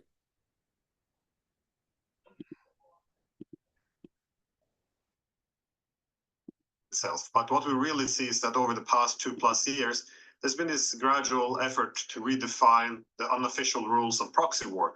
Because if we go back to March and April of 2022, when the United States and UK sabotaged the peace agreements between Ukraine and Russia, both the Israeli and the Turkish negotiators made it clear that it was sabotaged because the Americans, British, saw an opportunity to fight Russia with Ukrainians. But still, it was limited. So initially, NATO recognized that, sending tanks, F-16 or long-range missiles to strike in Russia would trigger World War III because it would amount to a NATO attack on Russia. But now they're doing all of these things, which they said before was a crazy escalation. So we have, NATO war planners using NATO intelligence and surveillance, NATO targeting, almost certainly with NATO soldiers to set up the weapon system, program them, and even launch these long-range weapons with cluster munition warheads to strike targets inside Russian territory, even against civilian targets. So this is what for the context, this is the conclusion that the Russians have reached, which is that NATO has attacked Russia now, and they see it as impossible not to retaliate. But again, how would they retaliate? It really depends. I mean, I don't think a nuclear strike would be what the Russians would go for. I think the nuclear weapons are meant as a deterrent, which they would use if they would be defeated in a conventional war. My guess is that they're preparing what's called a bloody nose attack, which is a very limited, targeted strike, which is against, for example, logistics centers or weapon storages on NATO territory. And the purpose of a bloody nose attack would be to send a message without provoking full-scale war. So the goal of such an attack is usually to, demonstrate resolve and capability. And the problem is we don't know how NATO will react once Russia actually retaliates. I mean, will the Americans see this as an opportunity for direct war, or will it even be possible for NATO not to respond? It's very difficult to say. Glenn, now, we've done a lot of study on this, and the fact the war, more than the war, it's the build up to a war or having another nation deal with one of America's adversaries. I think that is what works best for the US because that keeps their economy ticking as well. At the moment, what we've seen, with the kind of rhetoric we've seen, both sides are not keen on a direct war with each other. They are there is a lot of saber rattling, but there isn't, nobody really wants to get into a final head-on collision at the moment because everyone understands what that will mean for the entire world. But at this point, we've heard earlier as well from a lot of discussions that I've had that Russia is very much likely and it can use tactical nuclear weapons, which won't level an entire city, but it will still have a nuclear might behind it. Do you feel Russia is now closer to that point of actually using one and not just using it for its, as drills? Well, I think that's another step on the escalation ladder. I think they still have other ways of escalating without triggering a nuclear war. And this is the option of targeting American and, especially then NATO territory. So probably Poland or Romania, which has plenty of weapon storages and used as logistics centers. The problem for Russia is they're faced with a dilemma because now NATO can effectively attack Russian territory. And the Russians have a dilemma. How do they respond? If they do not respond, then NATO will simply continue to escalate further. Why wouldn't they use long-range missiles to bomb Moscow, for example? Doing nothing is fair to embolden NATO. But if they do something, then they could trigger a major war. And this is the dilemma. So far, they've been very apprehensive not to trigger a war with NATO. But the cost of this has been that every red line has just been stepped over by NATO. And if you read the Western newspapers, it's the assumption that Russia would never dare to retaliate. So we can do effectively what we want. And this is why the Russians are under such great pressure now to retaliate, even though it war. I mean, this is comparable to why Iran felt it had to strike Israel, and this is also why, for example, China would feel they would have to use force against Taiwan if they continue to push for secession. It's really this dilemma. It's a cost no matter what they do. It's either they respond or not respond, but either way, it comes at an immense risk. So a bloody nose retaliation or a counter with a bloody nose is perhaps what Russia is going to look for. Is what. All right, it's a bloody nose, and then we're going to see what happens with NATO response, because they're going to respond, and Russia is going to respond. It's a war. All right, so let's switch gears, see what's happening to Amalek. All right, couple more videos, couple more scriptures. Okay, let's start with Deuteronomy 25 and 17. Amalek is in trouble, y'all. Yeah, they're now, and it's a video. Slack. Let me see if I can find it on Netflix. I didn't finish watching it, but trust and believe I will. Let me see if I can find it. I think it's called One of Us. Yes, One of Us. Gregarious and it. outgoing. One of Us. It's on Netflix. Check it out. Recommend it. The what I've seen so far has been very telling. You know what I mean? These Jewish people they're in bad shape. All right, they're in bad shape. Also, latest news. This is kind of in the same realm, because talking about Jewish people can get you in trouble. Now, apparently, well, kicked off or whatever, but the Supreme Court has 6-3 been approved or in favor of the government pressuring the social media companies to take down posts. Not saying they haven't done that before, so I don't know why this is a big deal in Supreme Court, but we'll see what that does to our channels. All right, but that might be the famine of the word. So get it while you can get it.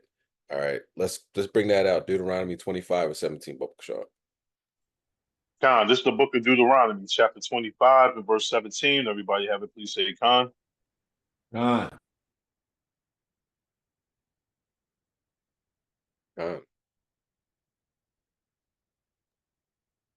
Khan, verse 17.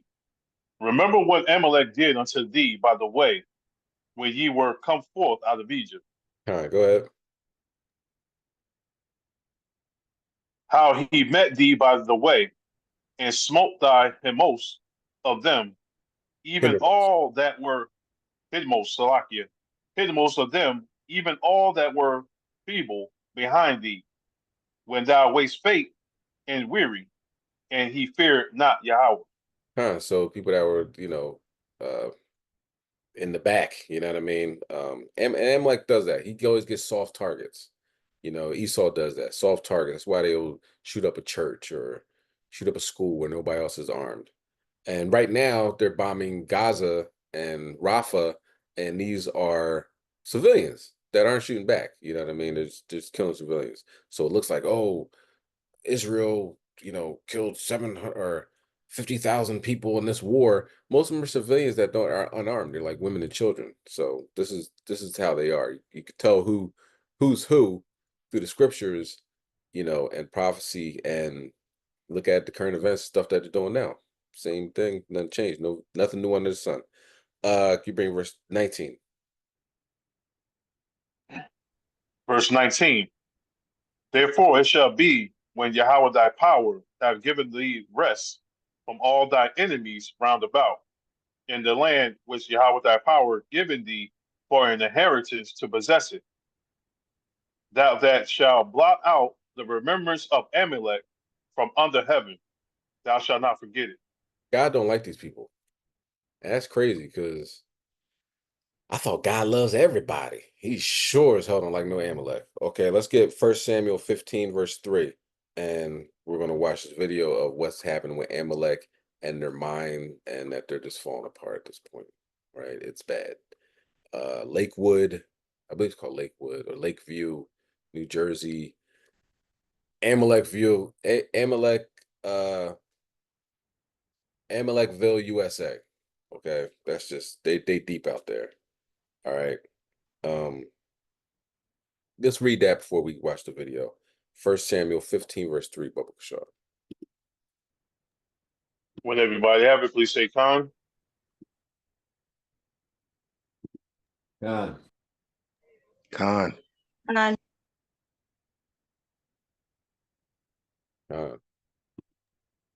Con, verse 3.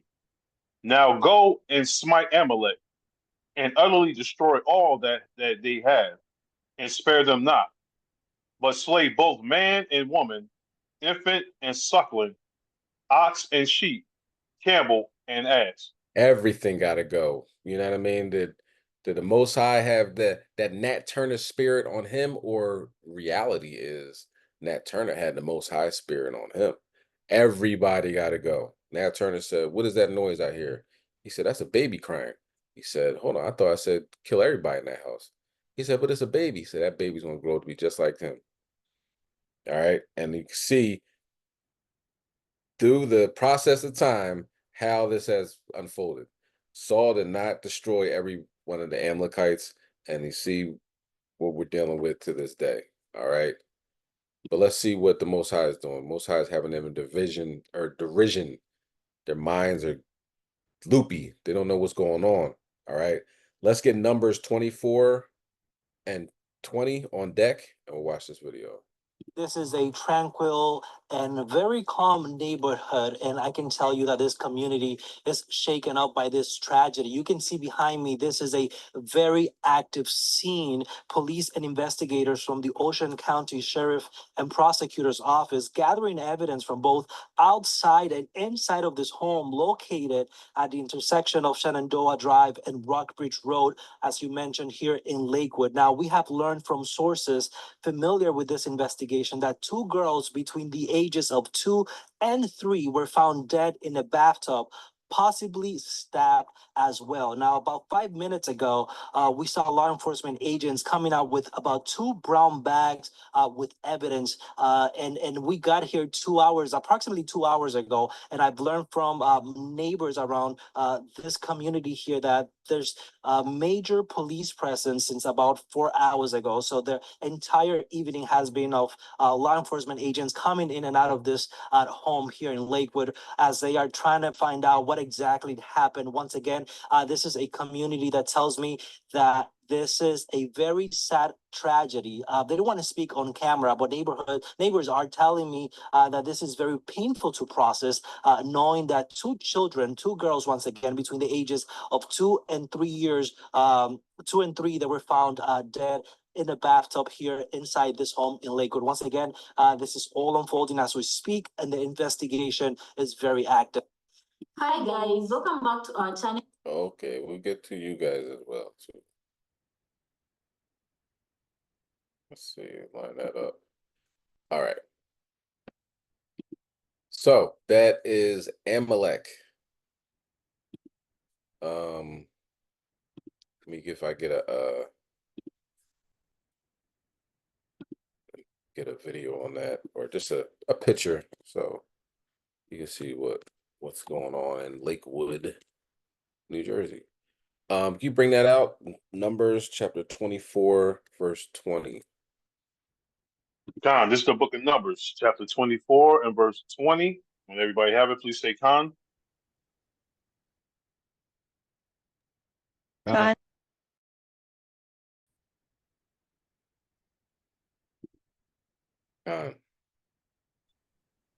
Con, verse 20. And when he looked on Amalek, he took up his parable and said, Amalek was the first of the nations, but his latter end shall be that he perish forever. Forever. So that's Amalek. This is an Amalek neighborhood. Family members said the woman had been suffering from psychosis for some time now. Yeah, she looks kind of out of it. A Lakewood woman has been charged with 2 counts of murder, accused of drowning her 2 toddlers and stabbing one of them on Tuesday. okay, which was yesterday.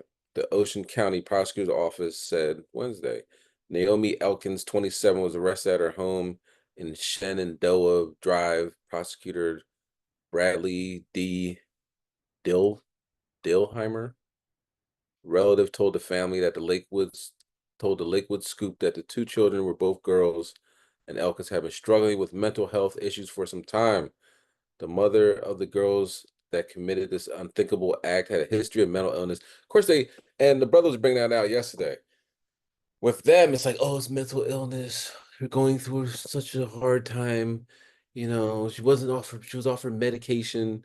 With us, it could be the same thing, same situation, mental illness. Of course, living in America, it's some form of mental illness. I mean, depression, anxiety, something. You know what I mean? Unless you got this truth and you're girded in this, you know what I mean? You can easily fall off. You can easily not reading for a couple of days and you're depressed. You're like, oh man, this is terrible. You know what I mean? And if anything happens, of course, it's like, he was in 4th grade. He stole a pencil off the teacher's desk. He's a thug. Look at that. He has a picture with his hoodie on. You know what I mean? So it's a whole different narrative when it's us as opposed to them. Apparently she suffered. Apparently she tragically experienced some kind of psychotic episode without any warning signs. Well, I thought she said she was been suffering. Hold on. Let's backtrack. The mother of the girls committed this unthinkable act had a history of mental illness.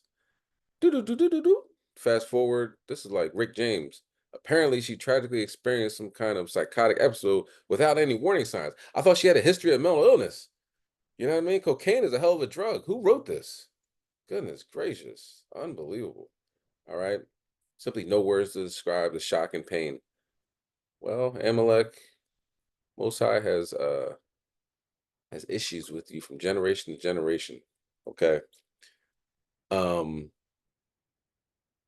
Lakewood police were called at the house around 4:50 p.m. Tuesday, reported 2 children in cardiac arrest. No. If you stab a child, I don't think that's a heart attack. And arrived to find Hatsala Medical Service EMT trying to resuscitate 2 children, a 1-year-old and a 3-year-old, prosecutor office said. Dead on the scene. Amalek done killed the children. And then in Texas, they try and drown Esau's trying to drown the Palestinian children. There's something with water and these Edomites. I don't get it. Well, the Most High is vexing them. Let's go to, all right, and we're going to talk about the vexation. This is the last story. All right, listen to this story. This thing's crazy, right? It made its rounds on TikTok. I've been permanently banned from TikTok, so I didn't see it on TikTok. I see it on YouTube. But let's bring out Hebrews 11 verse 4. This video is crazy. Okay, so when you want to find out what these Edomites are is happening to them, you don't got to go too far. You know, we can go to the scriptures for that. But people there's witness accounts of what they're dealing with. You know what I mean? No problems, everything's cool, and then they snap out. There's an issue with that. All right, let's bring that out. Hebrews 11 verse 4. Khan, this is the book of Hebrews, chapter 11 and verse 4. When everybody have it, please say Khan. God. Khan.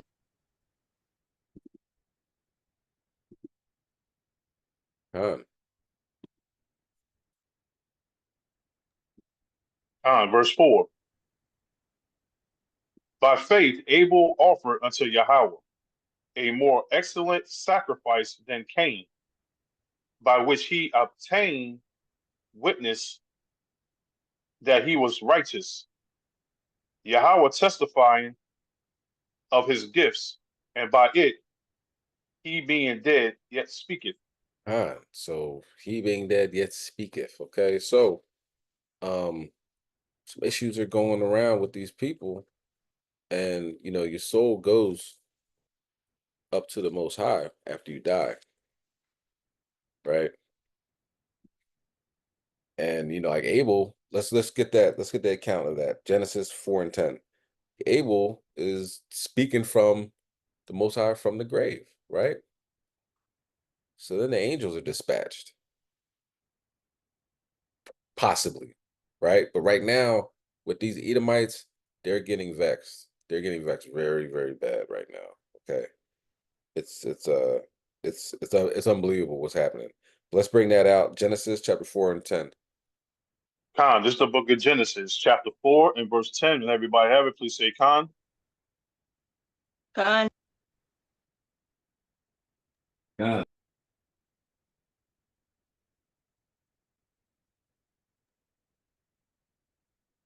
Khan, verse 10. And he said, what hast thou done? The voice of thy brother's blood crieth unto me from the ground. Let's watch this video. This is the last video, and this is crazy. Enjoy. This story that I'm about to tell today, even though it happened years ago, still gives me chills. And I feel like it has a lot to do with why I quit my job. So I used to work in long-term care. For those of you that don't know, pretty much a nursing home. I was a certified nursing assistant out of high school. This was my first big girl job, okay? So when I first started, I didn't know a lot about the different types of shifts, but there's pretty much 7 to 3, 3 to 11, 11 to 7. I worked the 7 to 3, which was 7 o'clock in the morning until 3 o'clock in the afternoon. As time went on, I slowly started to transition to 3 to 11 to work around my college courses. But every now and then I would pick up an 11 to 7 shift. It didn't take long before I started working there where people were telling me about this one particular resident that had an issue with people of a certain color coming into his room.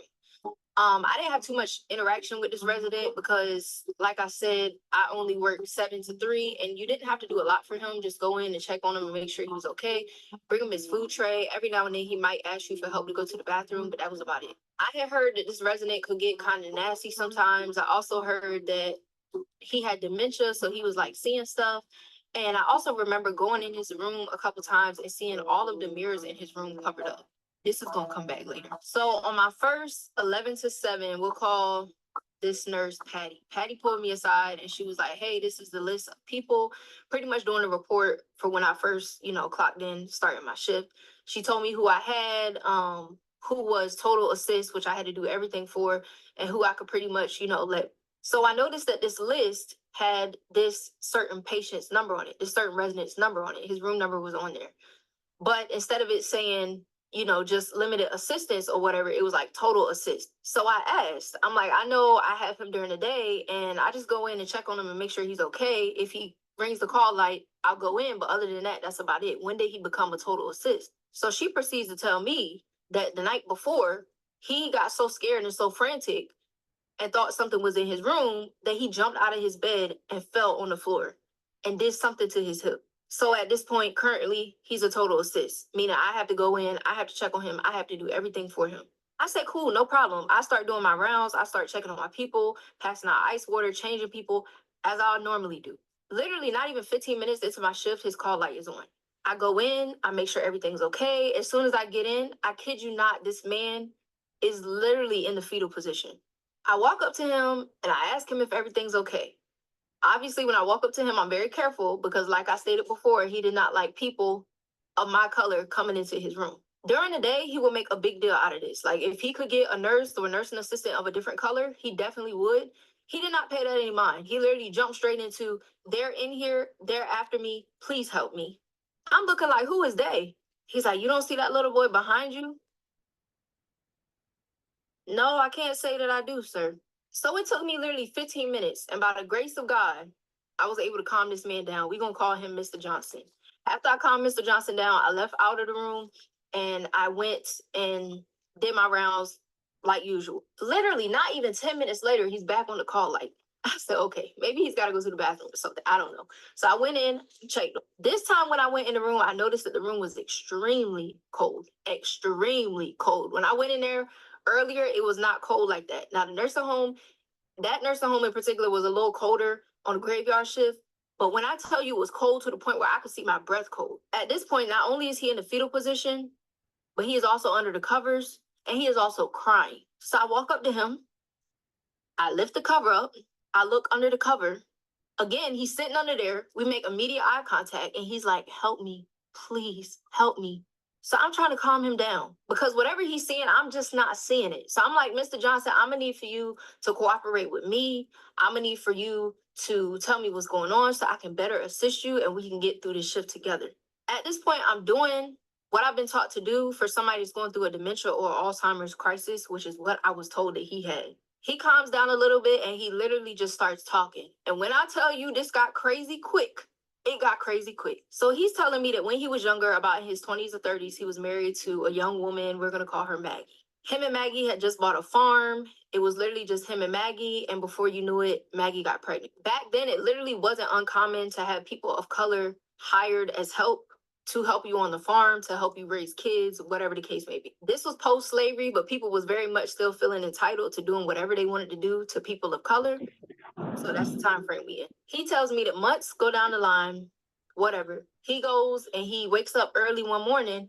He sees that his wife is a little uncomfortable. She tells him like maybe the baby's coming or whatever. He doesn't think nothing of it. He goes out, get on his tractor, and he does his farmer work. He has a farm hand named Tommy. Tommy is a black man, okay? Around lunch, he's guessing is when his wife went into labor while he was still out in the field. His wife called her mother-in-law, which was Mr. Johnson's mom, her sister-in-law, and his brothers came as well. Everybody's making sure that everything's going okay. The baby is finally born at some point. When the baby is born, I guess everybody in the room looked around at each other and realized that this baby was not in no way, shape, or form white. The brothers immediately take the baby and they go outside. His mom sits there with her and they snatch this baby and they take the baby outside. Meanwhile, all this is going on. Him and Tommy are still out in the field. They took this baby out into a body of water. And I will not be saying what they did to this baby, but you can only imagine for the time period. Him and Tommy finally wrap up their work for the day and he heads back to the house. When he gets inside the house, he sees his wife sitting there with his mother. His wife is crying. His mom's just sitting there irritated and pissed off. He asks what's going on, and that's when she gives him the whole rundown that your wife was pretty much sleeping with your field hand, and this is the situation that you're in. So he asks, where's the baby? And the mom says, your brother's taking care of it. Don't worry about it. You need to figure out what you're going to do with her. Meanwhile, this is going on. His brothers have went and got Tommy out of the field. The things that they did to Tommy, again, I cannot describe it here on TikTok, but just imagine the torture and everything that he went through. They literally just left him there in that field. They left him there in the middle of the field. This man proceeds to tell me that when he finally figures out what happened and what his brothers did, they literally acted like nothing ever happened. And every night, Tommy and his son will come and visit him like clockwork. At this point, when I tell you the chills are running up my spine, literally every hair on my body is sticking up. I don't know what to say. I'm like, when they say frozen in fear, I was frozen in fear. Because it's like, as soon as he told me that story, I could pick up on what was in the room. Before I couldn't pick up on what it was, but I could immediately feel something else in the room with us. After he told me the story, I finally got him to calm down and he went to sleep.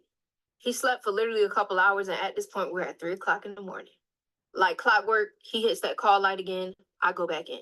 I remember walking into the room and all of the sheets were taken off of the mirrors, which I thought was very strange because he wanted his mirrors covered up for a reason. I went over to Mr. Johnson and I touched him to make sure that he was okay. And this man was ice cold. He had died. As I went to leave the room to go contact a nurse, oh my God, I'm getting chills. I'm literally passing by this mirror. And as I'm headed out, on my left is the mirror.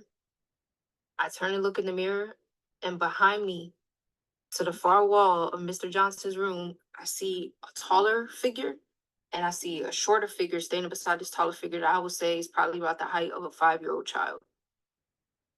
I have never seen nothing like that in my life, ever. And I cannot explain the amount of fear that ran through my body, but I got out of that room so quick. I will tell you that. The crazy part is that when the nurse came in, we could not understand how these mirrors got uncovered. Even the one in the bathroom was uncovered. The one in his room was uncovered. Again, this is a man that just hurt his hip yesterday. There's no reason why he should have been out of bed taking these blankets off this mirror, and I know he wouldn't have done it anyway. Also, the fact that she felt like he had been dead for longer than I said he had. But again, I had just talked to Mr. Johnson. I had literally just talked to him. So I don't understand how a dead man talks, but maybe y'all can let me know. And when I tell you, baby, I only lasted 3 more days after that. I didn't sleep for days. I said, I'm not coming back. So Yep. So that's what Esau's dealing with right now. A lot of that. So it's hard for your Edomite coworkers, neighbors, whatever, to sleep peacefully. So when they give you that look like I've been up all night, they literally have been up all night. So that is the lesson. Wednesday wake up call hopefully was edifying. As you see, 2/3 drill rappers are going to get murked. You know what I mean? Unless they repent. Even if they do repent, the Most High still might murk them. You understand? You know what's going on in the households of the Edomites.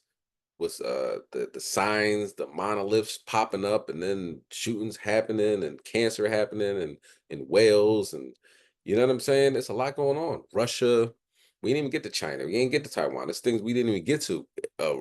Israel and Hezbollah, they're on the brink of full scale war. You know, it's things that we didn't even get to, and it's we still got it's hours in.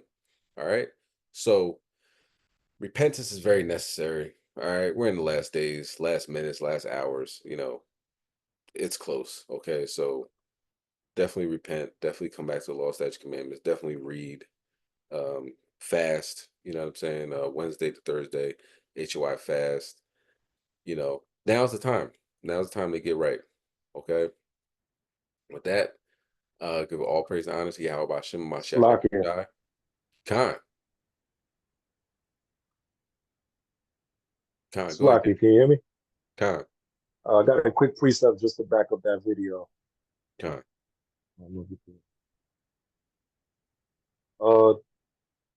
Wisdom of Solomon, chapter 17, and verse 2.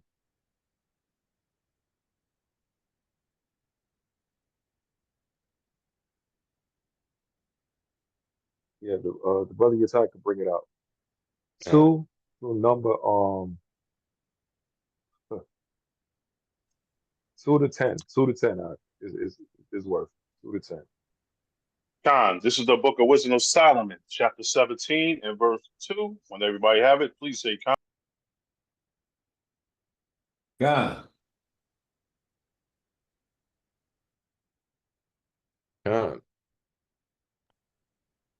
Khan, verse 2. For when the unrighteous men thought to oppress the holy nation, they being shut up in their houses, the prisoners of darkness, and furthered with the bonds of a long night, lay their exile from the eternal providence.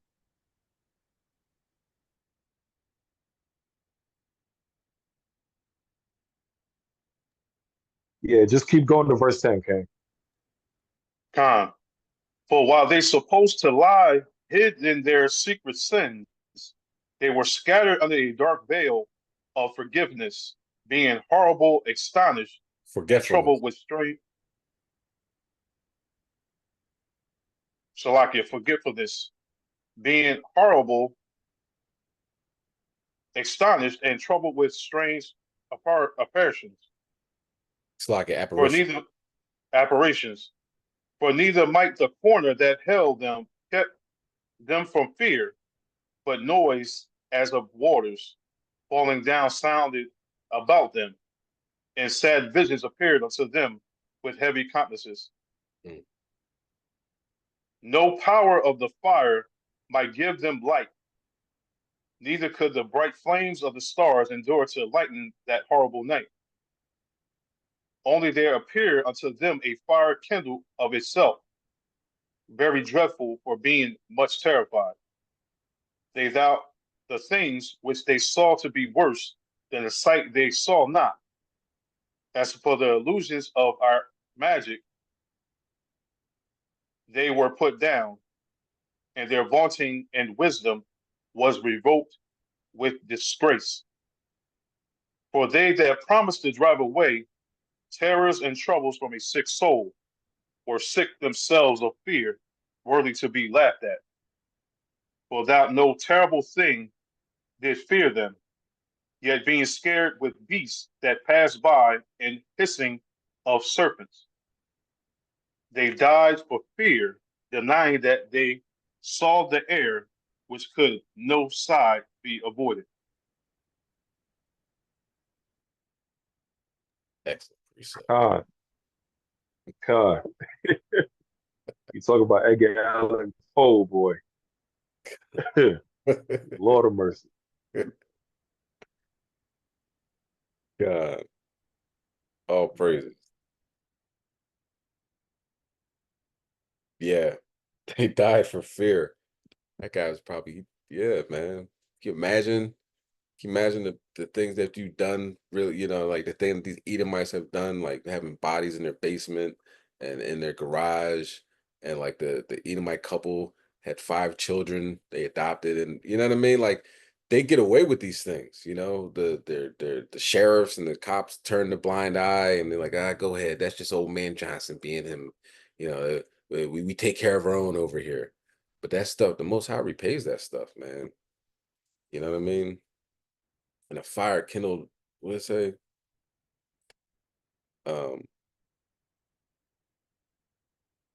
Slakia. A dark veil of forgetfulness, right? Being horribly astonished, troubled with strange apparitions. You know, and what was it? Okay, and only verse 6, and only appeared unto them a fire kindled in itself, very dreadful, for being much terrified. They thought the things that they saw to be worse than the sight they saw not. Yeah, wherever you go, you know what I mean? Things you see and things you don't see, just you die from fear.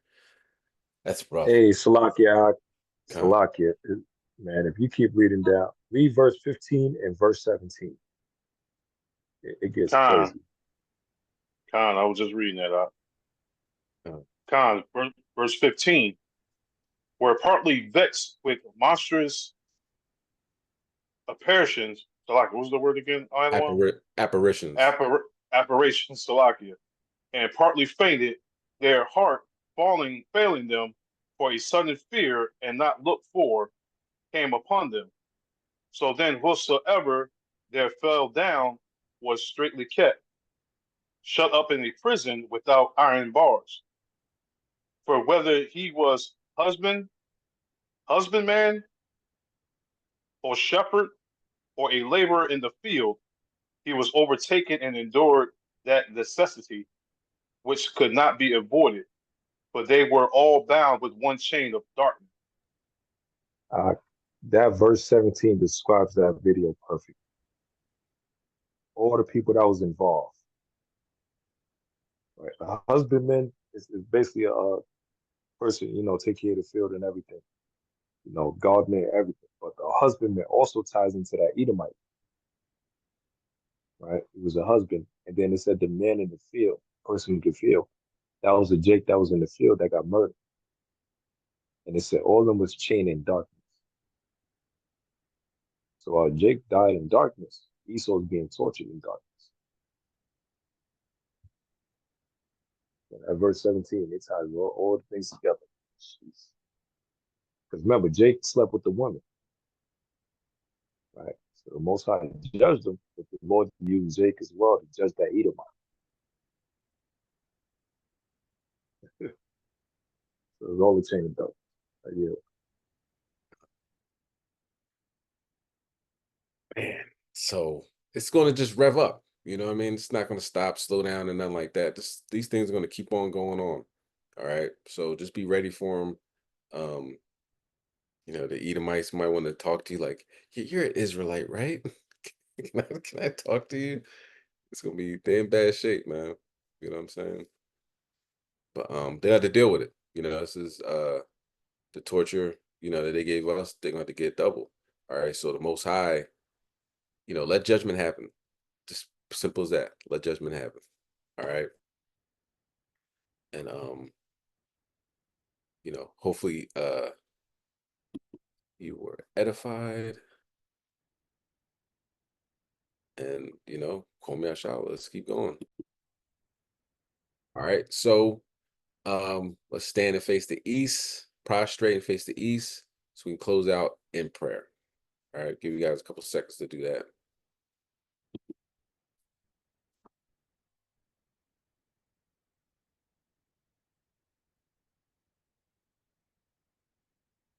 All right, this is the Lord's Prayer in Paleo Hebrew.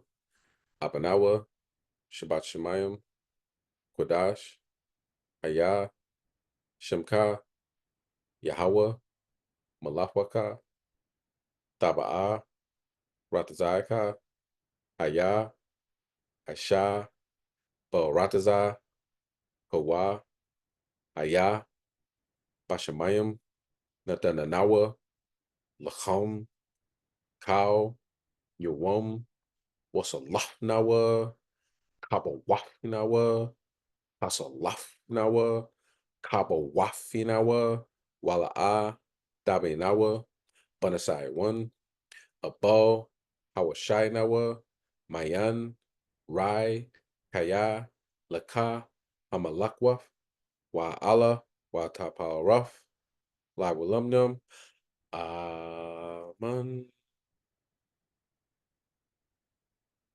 All right, this is the book of Matthew, chapter 6, and verse 9. After this manner, therefore, pray ye, Our Father, which art in heaven, hallowed be thy name. Thy kingdom come, thy will be done in earth as it is in heaven. Give us this day our daily bread, and forgive us our debts as we forgive our debtors. And lead us not into temptation, but deliver us from evil.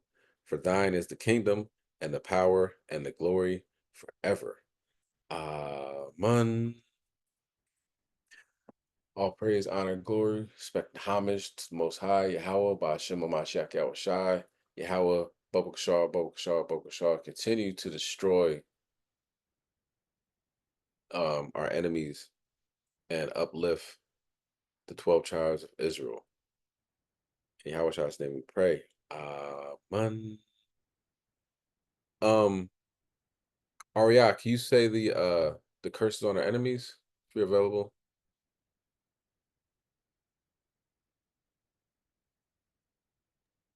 Khan. Water. All praise Yahweh Bashim Yoshai, Bahashim Chakadash, Babakashah, Babakashah, Babakashah, Tablar Shmayata, Shalak, Vayem, Wa Anashim, Wa Abadim, Wa Havakim, Wa Mashakatim, Al Kala Adwanim, Wa Gawanim, Wa Ayabim Nawa, Babakashah, Tawara Tawab Alam, Amen. We ask Yahweh Bashim Yoshai to please bring death and destruction. Judgment, curses upon the heathens and upon those that against the nation of Israel. Tawara Tawab Alam. Amen. Come. All praises. All right, that is the lesson. Thanks for rocking it out and staying up. You know, it's a longer lesson than anticipated, but it's a lot to get through. Still didn't get through it all. You know, Most High willing, see you on a Shabbat. You know what I'm saying? Tomorrow, Karatazah is going to be doing the Thursday class. Everybody chime in for that. Should be these lessons are really they're gifts of these last days, man. I don't know if y'all excited as much as I am, but yeah, you know, tune in, bring your Bible, bring your pen, and take notes. You know what I'm saying? It's gonna be a mighty lesson. All right. And we're gonna keep it going, doing what we do in these last days, you know. So the Most High close the door, you know, turn off the lights, you know, this thing's gonna keep on going. You know what I mean? HOY said chariots fly, don't scream it if you don't mean it. Only scream it if you mean it. Kwam Yashala. Shalom. Shalom. Shalom.